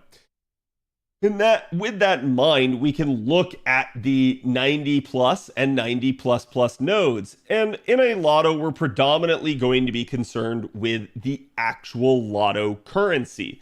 Well, yes, there are other currencies that can drop here. You certainly do have these, and it is going to be why you're potentially doing these nodes, is to clear the shop automatically while you're sort of trying to grind the lotto currency. We don't really have to care too much about this in this set of circumstances. Why? Because both the 90 plus and the 90 plus plus give you this benefit. It's only if we start talking about doing a level 90 node that these currencies go away, and then we have an extra consideration of, ooh, well, hold on, how do I clear the shop if I'm constantly grinding the lotto? So when we go 90 plus or higher, this is pretty much guaranteeable. As a result, we're not going to care too much about that. Now you can see certainly here, we have the base numbers and the sort of drop increases that can occur with the variance of the node. Please understand that drops are variable. They're not guaranteed. These are average numbers across a lot of data collection. So it's not hard and fast. So please don't take this as law or anything like that. You can certainly do better than this. You could also do worse than this, just depending. But with that in mind, again, your top number here is going to be the 90 plus. Your bottom number here is going to be the 90 plus plus. So let's kind of scooch on over here and look at some considerations, particularly over here towards the end of the 2 brackets. So again, the top one up here is going to be your 90 plus, the bottom one here, your 90 plus plus. And you can see there are two numbers here that are in gold boxes. That's going to be your plus 12 for the 90 plus and your plus 10 for the 90 plus plus. Why are those two boxed? Well, for starters, the usual debate between a 90 plus and a 90 plus plus node is going to come down to currency efficiency. With that in mind, it is assumed that for most 90 plus plus nodes that you are going to be 6-slotting the node. Why is that? Because you will either probably be taking a damage bonus craft essence or something like Black Grail or maybe even a charge CE to help you facilitate the loot. Usually the Lotto currency CE does not contribute significantly to your overall damage output. And as a result, if you find yourself lacking in a 90 plus plus node, you could be missing by a mile. So that's usually where the assumption will be that you are taking some sort of craft essence to allow for damage. So again, that's going to be 5 MLB craft essences. Now maybe you're thinking, well, hold on. Maybe I don't even ever get to that point. Maybe I never reach max bonus. That's okay. We're trying to show this to you at the extremities. Understand that as you get to lesser amounts, the numbers will be very much similar, just again, squished a little bit more. And so it won't really make as big of a difference. But as you can see here, the difference sort of at max bonus for a 90 plus plus, max bonus for a 90 plus versus 5 slot. So instead of 6 slot, a 5 slot run for the 90 plus is marginally different. Yes, these are different numbers. Yes, it's technically better to do the 90 plus plus. But if you were stuck doing the 90 plus in this lotto, it wouldn't be the end of the world. Now that I've said this, I do have to mention that there is a third possibility here. And that's going to be this number. That's going to be plus 12, max bonus, 6-slotting a 90 plus plus node. This is something you'll want to do usually in non-lotto events. Taking 6-slot to increase your currency efficiency for a 90 plus plus node will be best. It will be great. You just might not be able to 3-turn with it. In a 90 plus plus lotto situation, though, you're still really going to want a 3-turn. So the amount of people that are going to be able to do a 6-slot run of the 90 plus plus node without some sort of damage boosting craft essence is not going to be that many people. Usually it's going to boil down to you having some sort of really good synergy with the node and your damage dealing unit, and that unit being pretty jacked up. What do I mean? We're talking NP5s, potentially level 100 or even 120s in some circumstances. There are exceptions to this rule, but I'm going to tell you that that's usually what the case is. So if you have a super variant of one of the most powerful units in the game, you might be able to allow yourself to do something like this, but you won't be able to do it for every node probably, nor will it be a very commonplace thing. You will see some people doing it, but your average player will not be capable of it. So this is why we are considering 90 plus at 6-slot against 90 plus at 5-slot. You've got the damage bonus sort of calculation going in here. And again, this idea that we're going to be talking more to the general populace rather than to the whales that maybe have a perfected unit running around. So please understand, yes, that is a third possibility. It might apply to you watching the video, but it also probably won't. And that's why we're kind of mentioning it, but not going to spend a whole lot of time on it. So the important thing to understand there is that, yes, if you did have 6-slot, obviously at that point, you're way more efficient. And yes, you should be doing it. It is the peak efficiency for you to do so. But if we were comparing 6-slot of a 90 plus versus 5-slot of a 90 plus plus, the difference is not that much. It's pretty much going to be very even across the boards. And you can see even with the other currencies on these same two sets of nodes, the numbers are pretty fairly similar across each of those two. So definitely nothing too much to write home about. Now, there's another factor, though, that we should consider between 90 plus and 90 plus plus. Those of you guys that caught it as we zoomed in, it is right here. This is going to be your craft essence drop rate for the two nodes. In this set of circumstances for the third round on the Tamlin Cup here, you're going to have a 90 plus having, again, a 2.5% drop rate, basically. Your 90 plus plus is going to be a 2.9% drop rate. This is significant for somebody doing a ton of runs, but probably still not a deal breaker for somebody that just does not want to have to bother with the actual annoyance of a 90 plus plus node.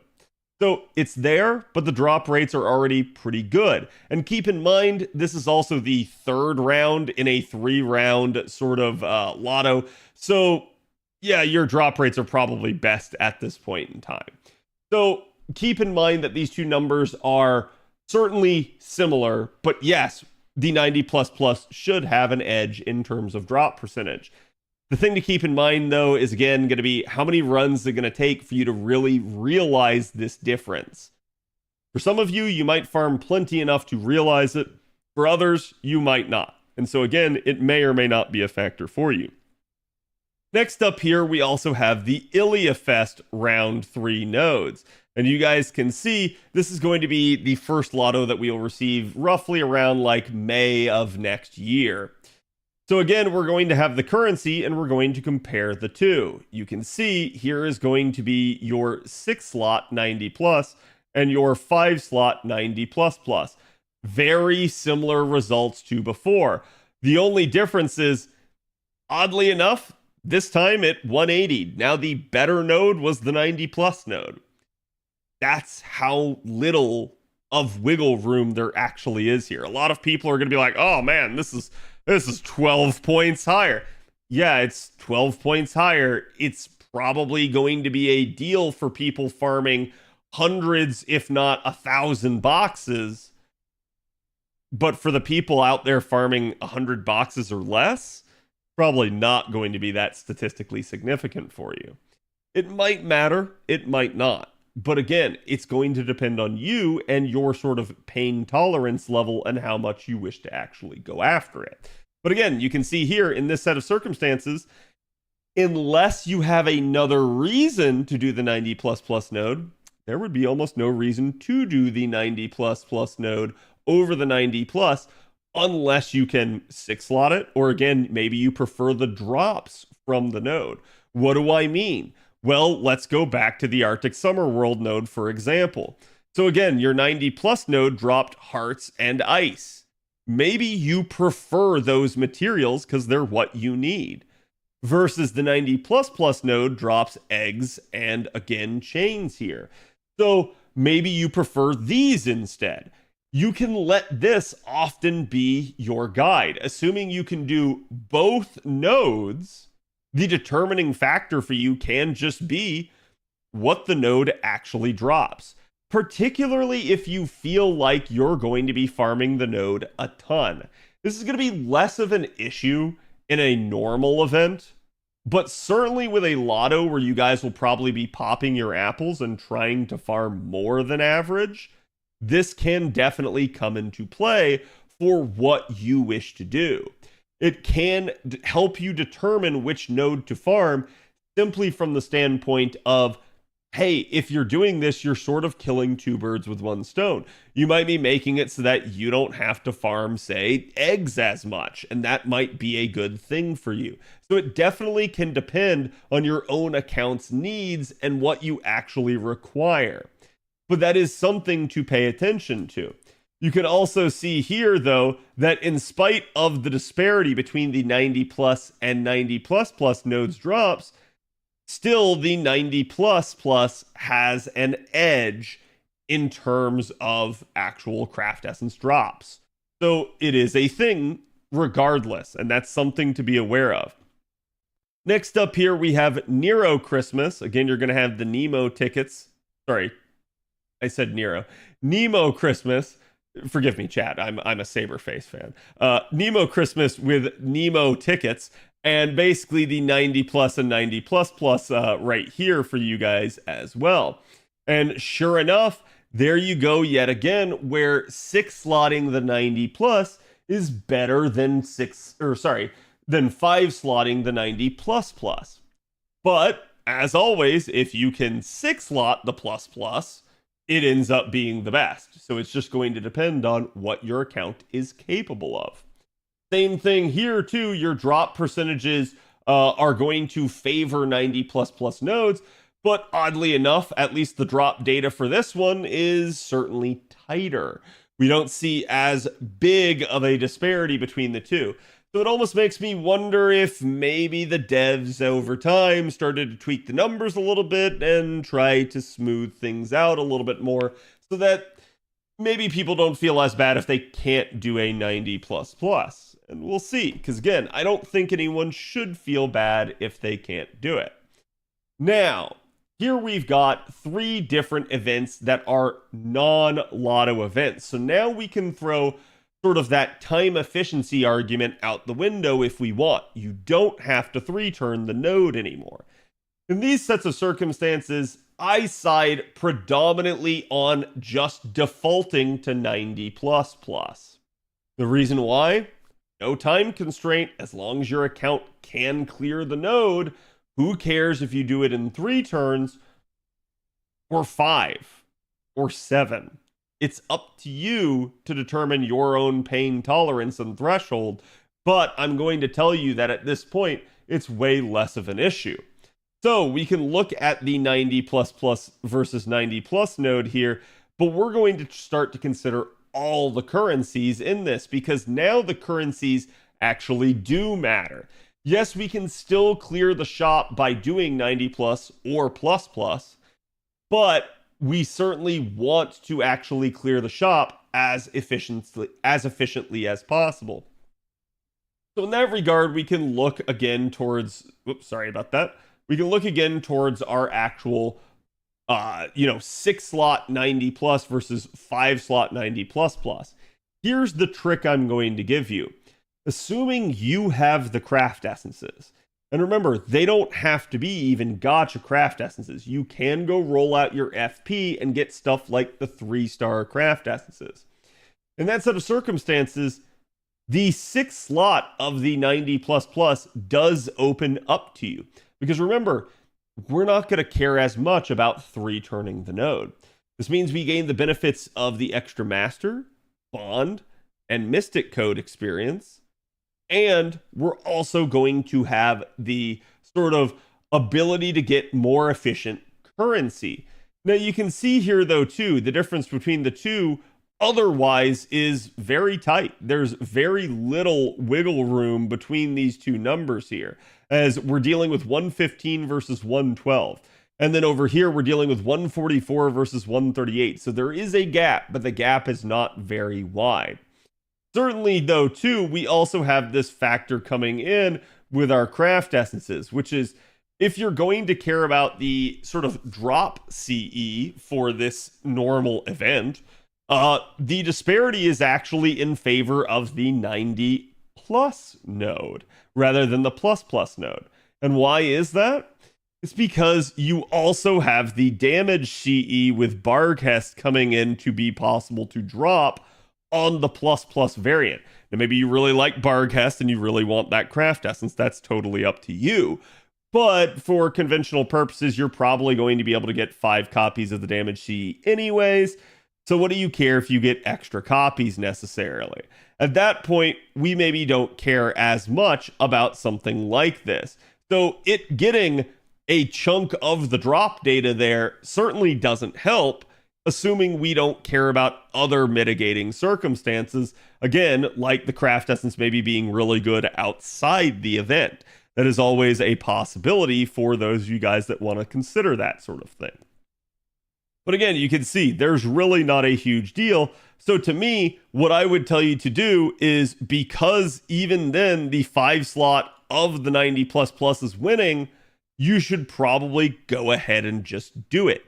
It's no skin off your back if you can't, if your account is still relatively new or you just don't have the units online to be able to handle it.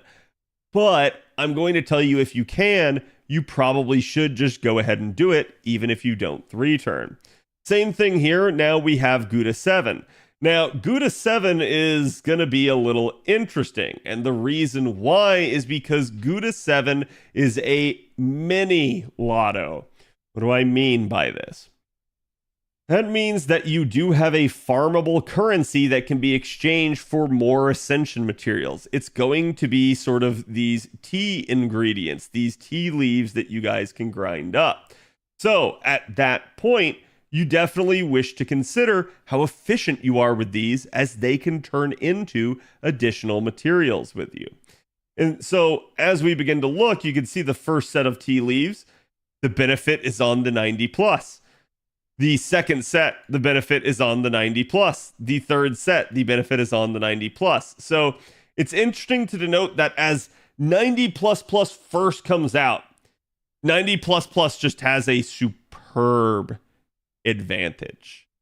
But pretty much over time, it starts to shift back towards 90 plus. We are kind of just seeing that as the drop data somewhat indicates it. Not always. It is different from event to event, but you are going to see as the devs try to kind of bring them together in terms of efficiency. So the important thing that I'm going to tell you at the end of the day here is it really depends on what your goals are. And keep in mind, as we said, a 6 slot of the node is certainly possible if you just are willing to take your time.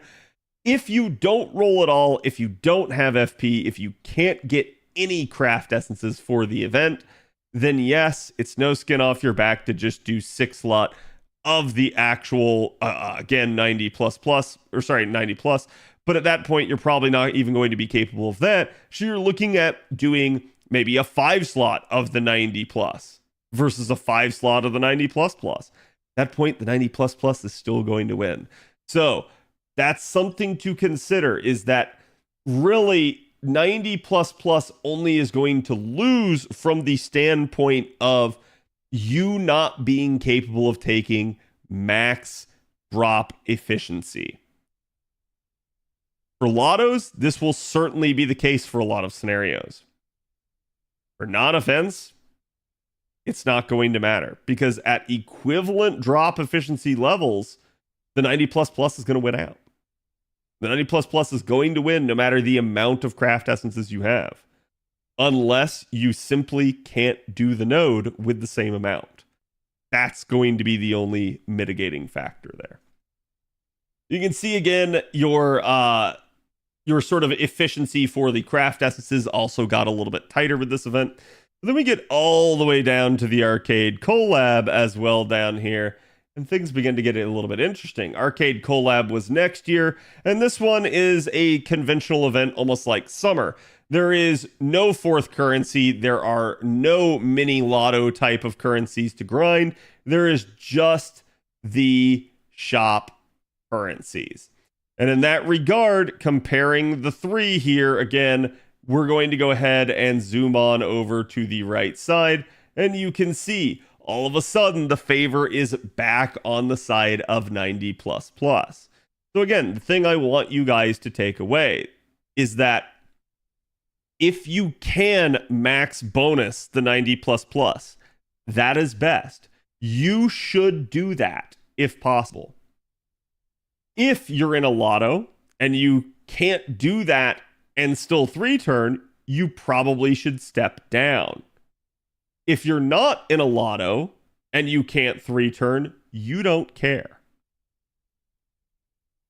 Ultimately, at the end of the day, the 90 plus plus nodes are better, but they're better in small ways. And it's not the end of the world should you choose to favor a different node because it just happens to drop better materials for you. So To me, this is usually my guiding factor is first a check of, can I actually complete the 90++ node with any real amount of efficiency? Can I do it in, 5 to 7 turns? When I start to get beyond that 7 turns, I start to really question myself as to whether or not it's worth it. So again, you really should, if you're capable of handling a lot of the in-game content and stuff, be capable of at least trying to tackle some of this. You will have damage bonus units, you will have damage bonus CEs from time to time that will help you out with this, particularly if the welfare happens to be useful in the 90++ node. And there are some circumstances where that's the case. So your first check needs to be, can you do the node? From there, you need to ask yourself, if you feel like you're kind of on the edge and that it would be easier to do the 90+ instead of the 90++, is there a reason for you to do the 90++? Do you basically get benefit from struggling through it? Do you prefer the items that it drops? Do you prefer the extra bond that it gives you? Do you prefer the increased drop chance of the craft essence? If you like any or all of those things, then you should be still doing the 90++. If you feel like it's not worth the hassle, it's okay to do the 90+. You're not going to find yourself at the end of an event unable to clear the shop because you did 90+ instead of 90++. You will still be able to clear. I cannot emphasize that enough. So hopefully that takes a lot of the sort of trepidation and anxiety out of the decision of which one to do for you. Again, I can't tell you exactly the circumstances based off your own account, but I can tell you how to approach this and how to think about that. So hopefully you guys found this informative. And again, thank you guys for watching and good luck with your farms. Okay, there you go, chat.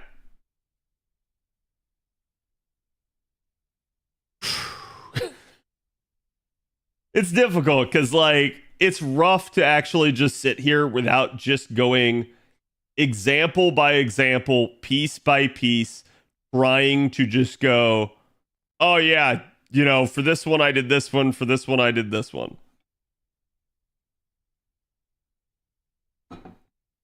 Wait, really this fucking old? You are 50 years old, Alba. Thank you for the 50.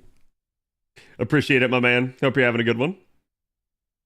Padoru Xmas win, Cad? Did you like the slip up into Nero Xmas? Did you did that make chat salivate? Me over here struggling with 90+. Yeah, and don't feel bad about that, right? I can't emphasize this enough. It is entirely possible for you to go through the game just only clearing the ++ node once, and the rest of the time you just spend doing 90+. It's there is no skin off your back if you can't do ++.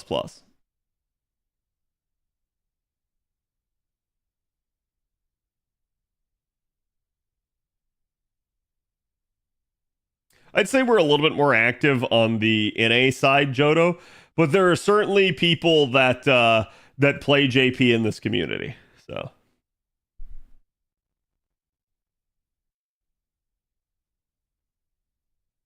seeing as every 90++ requires a different team comp, is it better to have us understand how to? It is better to have us understand how to approach it. Yep. Is it possible to have a link for the spreadsheet for the drop efficiency? Yes.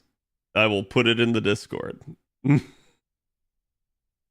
also probably put it in the video when we post it. So the majority of people here play NA. Cads plays both servers, same as the other people. Yeah. So, and how I normally tackle this too, because there is a 2-year gap between NA and JP. Okay. JP, you get all the cutting edge stuff right away. NA is 2 years behind, but has perfect clairvoyance for what banners are coming and how to sort of tackle content. Your God, clairvoyance is a long word. Now, The interesting part is, even though JP's 2 years ahead, a lot of the times changes come to NA earlier than 2 years. The devs try to spice things up and wreck our clairvoyance by giving us stuff early. So I play both servers. And usually how I handle this is I read and do everything on NA. On JP, I usually still do the story, but I don't read the story so that people don't get spoiled if they're watching stream. And we still go through the fights, but they don't actually get the like context for it and they don't get spoiled on it. Hopefully. But again, you're more than welcome to play either. The only problem that you're going to have with JP is you won't be able to read anything unless you use like a third-party translation app. I don't really recommend it, but some people swear by it. To me, it does seem like a lot of the stuff for those apps is machine translated. I've had people insist otherwise. But yeah, to me, it like a lot of the times the translation comes out way too fast for it to not be machine translated. Your clairvoyance might rival Solomon or Gil, pretty much.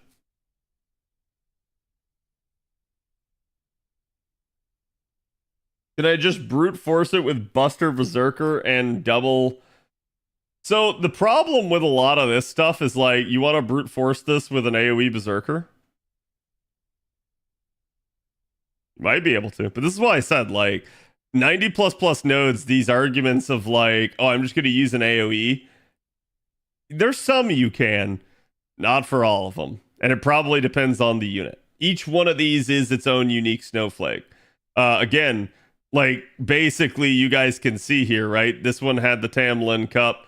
I actually didn't show it, but here's your 90 plus is a 133 node. Here's your 90 plus plus is a 331 node. But you look at this and it's like, oh, okay, these aren't too bad. You got like you got like 1k or sorry, 100k here. You got like 150k. Oh wait, here's a 235k, and then boom, here's a million HP enemy.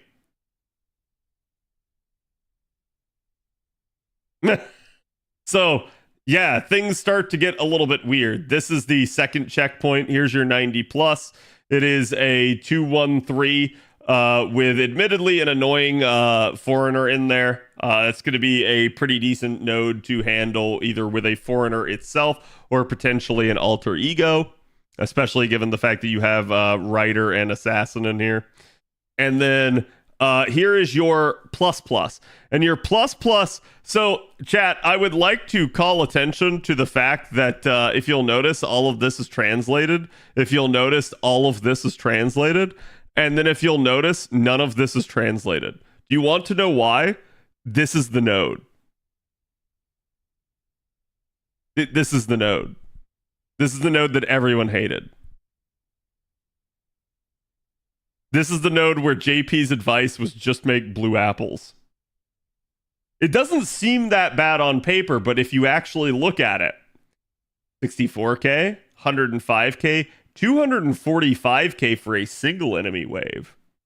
So clearly you're thinking Archer, right? 802k, 76, not that big of a deal, and a 235k Lancer.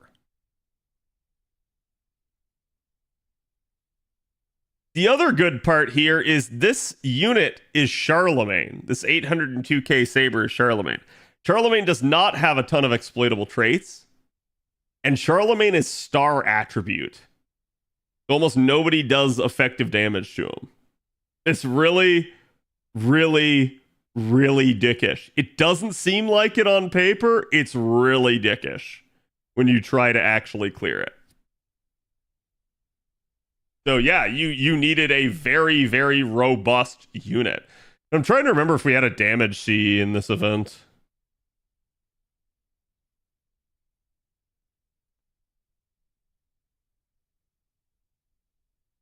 Yeah, we did. We did have a damage C. But no damage bonus units. So there was nobody that actually like straight up had extra damage for this.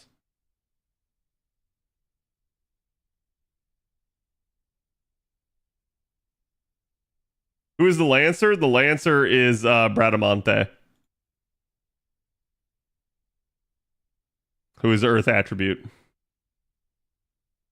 Like I said, people were claiming like, oh, you can do it with a 120 NP5, like, God, what was it? Like, I think some people were saying like Arjuna Alter. I think some people were saying Morgan Le Fay. And I think some people were saying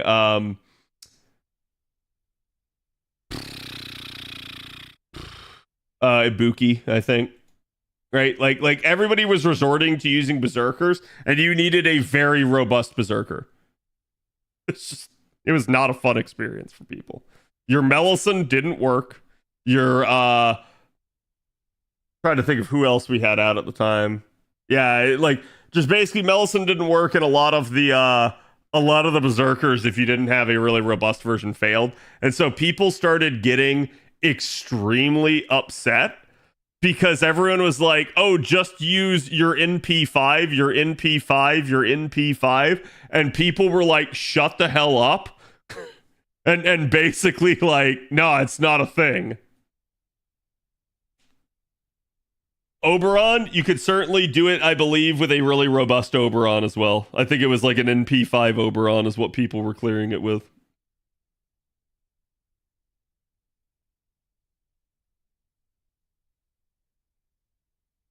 My level 120 NP5 Morgan Le Fay smiling in the corner. Yeah, don't quote me on that. I may be wrong because, again, like, chat, your Morgan Le Fay is not effective damage. Like she is, but she's not. She's 1.5 times effective, and he is not man attribute. Nor is he fairy, nor is he a round table knight. So your Morgan Le Fay has no advantage over Charlemagne. And that's the problem that you're going to have. You're just straight up going to get cock blocked. Now, Earth does work for Bradamante. So yeah, somebody like Ibuki will handle Bradamante. But good luck. Oh, also chat. Yeah, sorry. Someone was saying Gilgamesh. Guess what? Hey, look at that. What's that trait? Get fucked, Gilgamesh. Yep. Charlie's just sitting there laughing in the corner.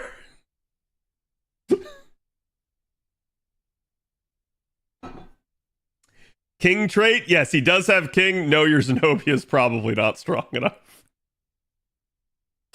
Like, it was rough. It was a really dickish node. And the whole reason they did this setup, I'll show you why right now. The whole reason they did this setup for this node with Bradamante and fucking Charlie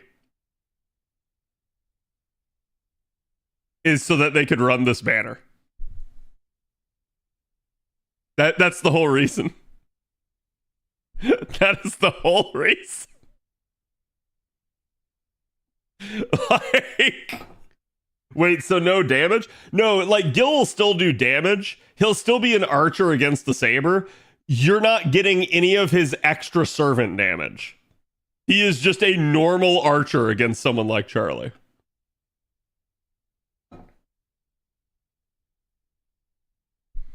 Astolfo is missing? Yeah.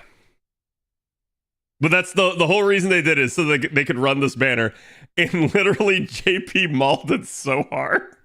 It was actually pretty funny, because I remember, and so that we're clear, chat. I'm not talking about the NA community that plays JP. We're not talking about the English speakers. The Japanese people were mauling. I remember reading App Media and reading like the Google Translate of some of their stuff. They were getting pissed.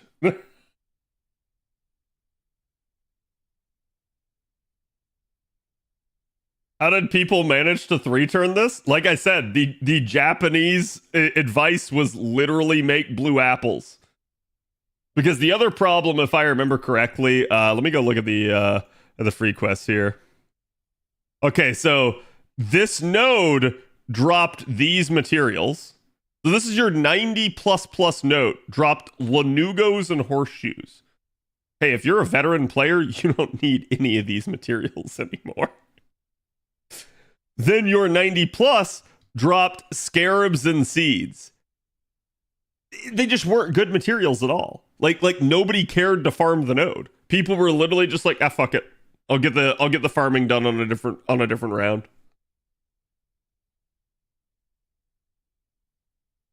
It looks more like they just wanted a fucking dick. Yeah, straight up. But yeah, that's what happened with this particular event. People were just not pleased.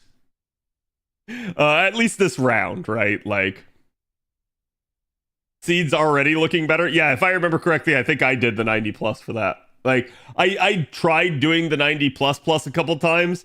I managed to find a composition that worked, but it was not good. It was RNG, and I just was like, fuck it.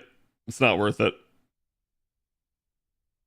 Damage C plus NP2 Ishtar Tamamo work for this, but the mats are bad. Yeah. It really was just not a good node, and a lot of people just said it's not worth the hassle. Screw it, I'm not touching it. And let me think here, because what was the first round? So the first round, this is your 90 plus, had eggs. And it was a 3-1-2 Rider node. Well, Rider with a singular saber. Don't ask me, that's just dickish as well. Your 90 plus in the first round dropped fairy scales. So yeah, like people were way more okay with this one. This was a 3-1-2 all archer node. It did have a spicy archer, but and this is funny because I saw everybody being like, "Oh, just use your Melis," and I'm like, "Okay, cool." And I just used my Lartoria and just yeeted that shit. I'm trying to remember. I think it was Super Ryan. I think he's chaotic, or yeah. There you go. So I at least had one trait for her power bod. Did an NP5 arc beat the Charlie node? Honestly, probably not. He's not chaotic. So like it's the real problem you're gonna have trying to use arc, especially when she's neutral, is does the chaotic like super effective if the unit is chaotic super effective, you're good. If the unit is not chaotic super effective, oof. That's just the problem you're naturally gonna have. Era should work. Yeah, Era should work on that.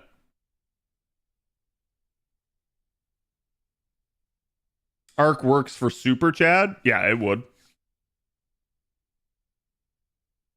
Is it just me or is CAD buffering a lot? I do have a couple dropped frames, but very little.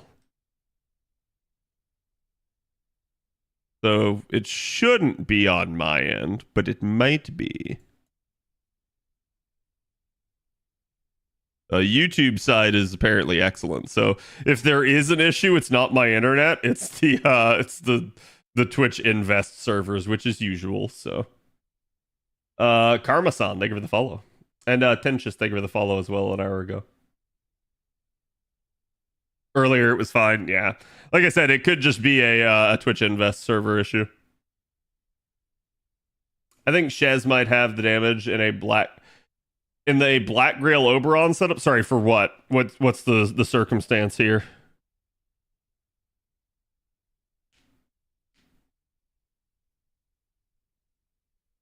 Watch it on 720p on Twitch. Yeah, no, it's not an issue for even Yuzul. It's just straight up sometimes the Twitch Invest servers take a dump and there's like nothing we can do about it. Like, it's not my internet, it's not your internet. It's literally between where I connect to Twitch and their servers. Like, it's between their servers and their like website. That's where the problem exists. And it's like there's nothing you can do about it. The only thing I can do is I can in stream and switch, and I don't like to do that normally. Usually if it gets that bad, then the stream will go down on its own, and then I just actually will switch. But if that happens, rest assured I'll switch to make it better. But unless that happens, I probably won't. Assuming I have a level 120 NP5 Oberon, how would the comp look for like the Charlie node? I mean, you're going to use Oberon, who's effective on the final wave, so it really doesn't matter. It's just going to be something where you're probably going to try to take something like double Oberon, try to really boost the amount of damage, and then from there have maybe somebody like taking out the first two waves with how much charge is there, right? But you would still probably need somebody robust. So you'll have to forgive me because I actually don't remember what the prior waves were for the Charlie node. I think it was it a 3-1? No, I think it was 2-1-3. So like you would need a decent archer that had enough charge. So again, maybe someone like Tesla, like Gil, like Ishtar, somebody like that. Cloud Keeper, thank you for the follow. You are my special, thank you. I'm glad to know that I'm special.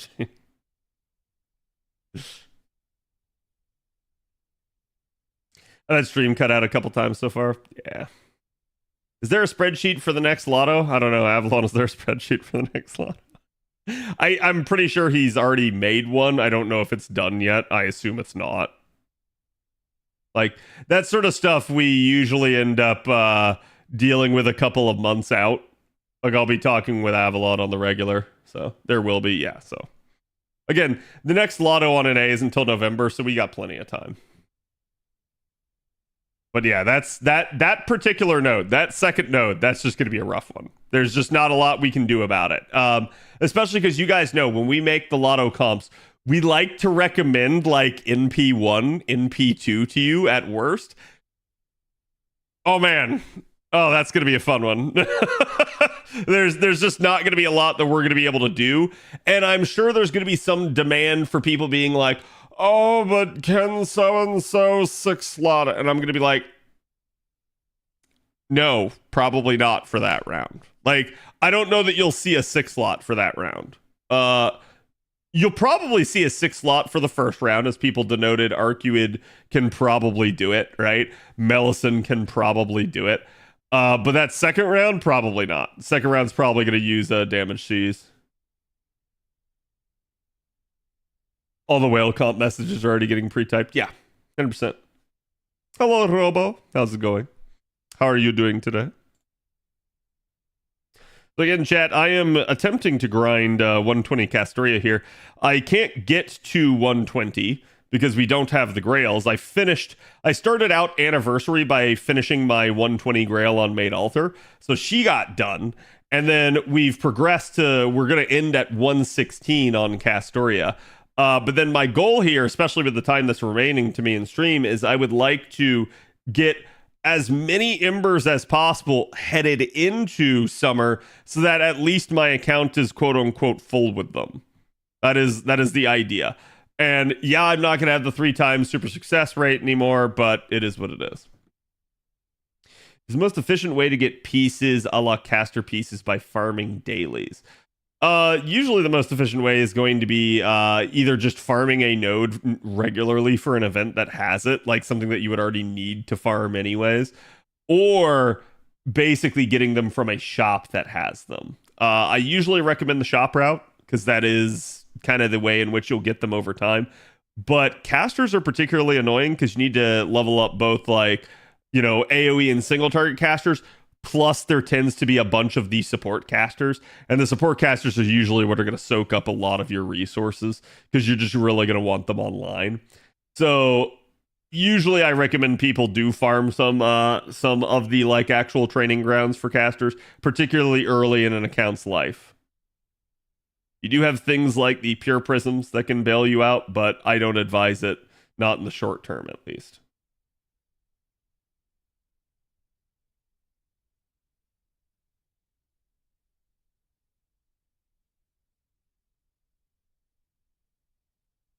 Holy Whales would comment about their fake superiority. Listen, I've said this before. I'll say it again. It's kind of weird that in gacha games that we look to the whales and we are in amazement of like all the whaliness that they do. Because the truly amazing thing is not somebody that spent a lot of money and pressed the I win button. The truly amazing thing in any of these gacha games is playing free to play. And all the accomplishments you guys do is that. And I really mean that. Like, I am more impressed when I hear somebody that's like, yeah, I saved up a ton and I got an NP5 as a free to play, versus me as a whale getting NP5. It's like, yeah, I literally like swiped credit card coon. It's like, that's not as impressive to me. I'm sorry.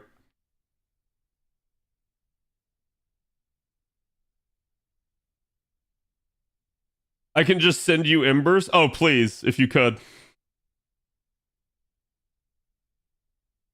You'll have 2 times during the 26 million, though. Yeah, like, what I'll probably do is I'll probably try to either finish off Castoria relatively quickly after summer, or I will hold her until that point, as well as, like, some of my other grails. Because, chat, we're already almost done with Castoria, which means I'm about to start, like, literally working on my assassin next, which is going to be MHX. So, like, at that point, that's why MHX is sitting in my back line right now, is so that I can bond her, because she actually does need to get to the next bond rank for me to have enough coins. So I just skipped my level up notification.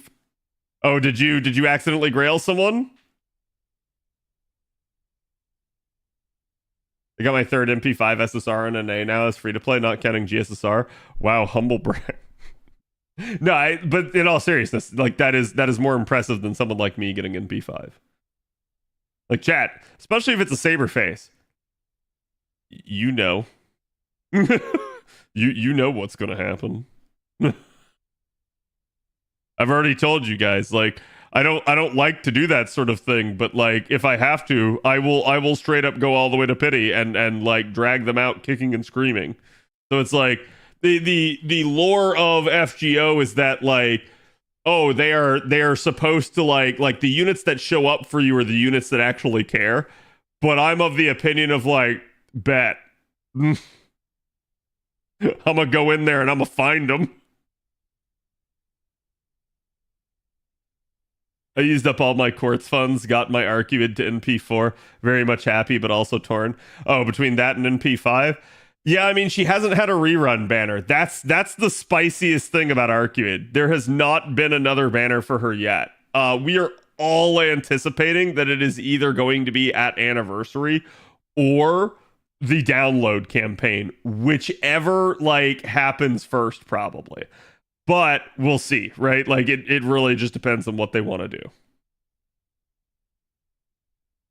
No quartz left beyond YOLO rolls for summer. It's really funny because so many people were saving for summer, but I've seen so many people say that they have no quartz left after Arcuid. Which is just a testament to how much clairvoyance doesn't matter sometimes.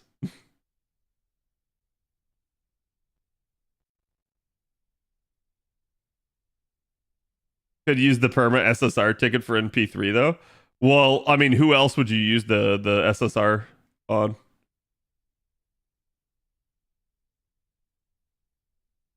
Choose your response carefully. No, I'm just kidding. Plan on rolling her for GSSR or Destiny. Well, the problem with that sort of thing is, like, you're never guaranteed, right? So it's like you can try, but you might not get her. Not that I wish that, but skipping this summer for the next one instead. Yeah. I'm rolling this summer, and then I'm also rolling the next. Like I said, it's not as impressive to me when a whale does stuff. When a free-to-play rolls, you know, like, that's one of the few times they're gonna roll that year. When a whale rolls, it's like, all right, see you next banner.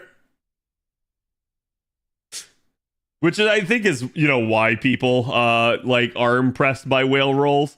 They go like, oh, okay, you know, like, it's impressive that someone's spending this much, that they're still going, and that they're not, like, becoming unhinged. But at the end of the day, it is what it is.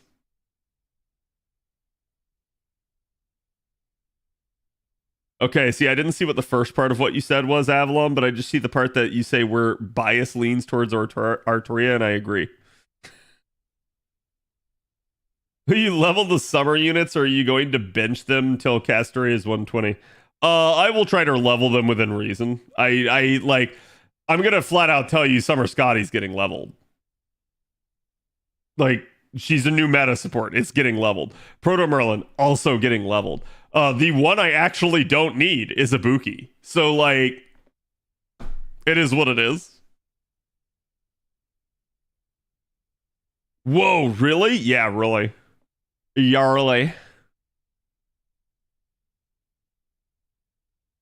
Double X sure doesn't care about me, huh? It's really funny because, so I rolled a banner on JP for Gilgamesh because I just wanted to get a singular copy of him. And it was, I think it was one of the New Year's banners, and Double X was on it. And so many Double X's showed up for me that I was able to 120 Double X because of it.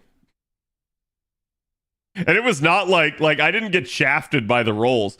Double X was just raining for me, and it was kind of wild. And I'm not saying this to like piss you off, okay? Like I found that really funny, purely from the standpoint of like just how eager she seemed to be to show up for me. Are you rolling a Buki? I'll probably roll the token copy.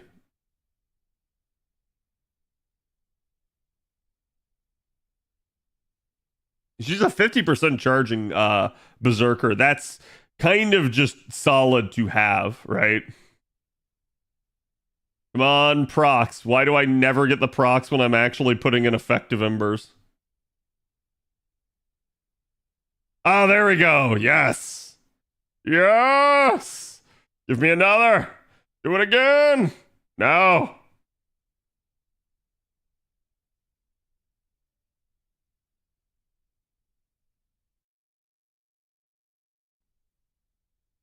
Yes. Again. Again. No. Suck me. Suck me. Damn it. Okay, now we're gonna back it out and we're gonna fish. We're gonna ember fish, chat. Oh, don't worry about it. Don't worry about it, chat.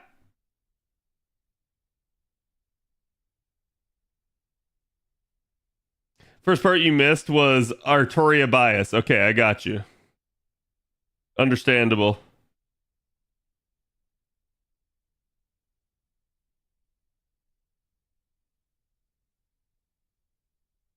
I'm sending you a signal, Avalon. I don't know if you understand what the signal is.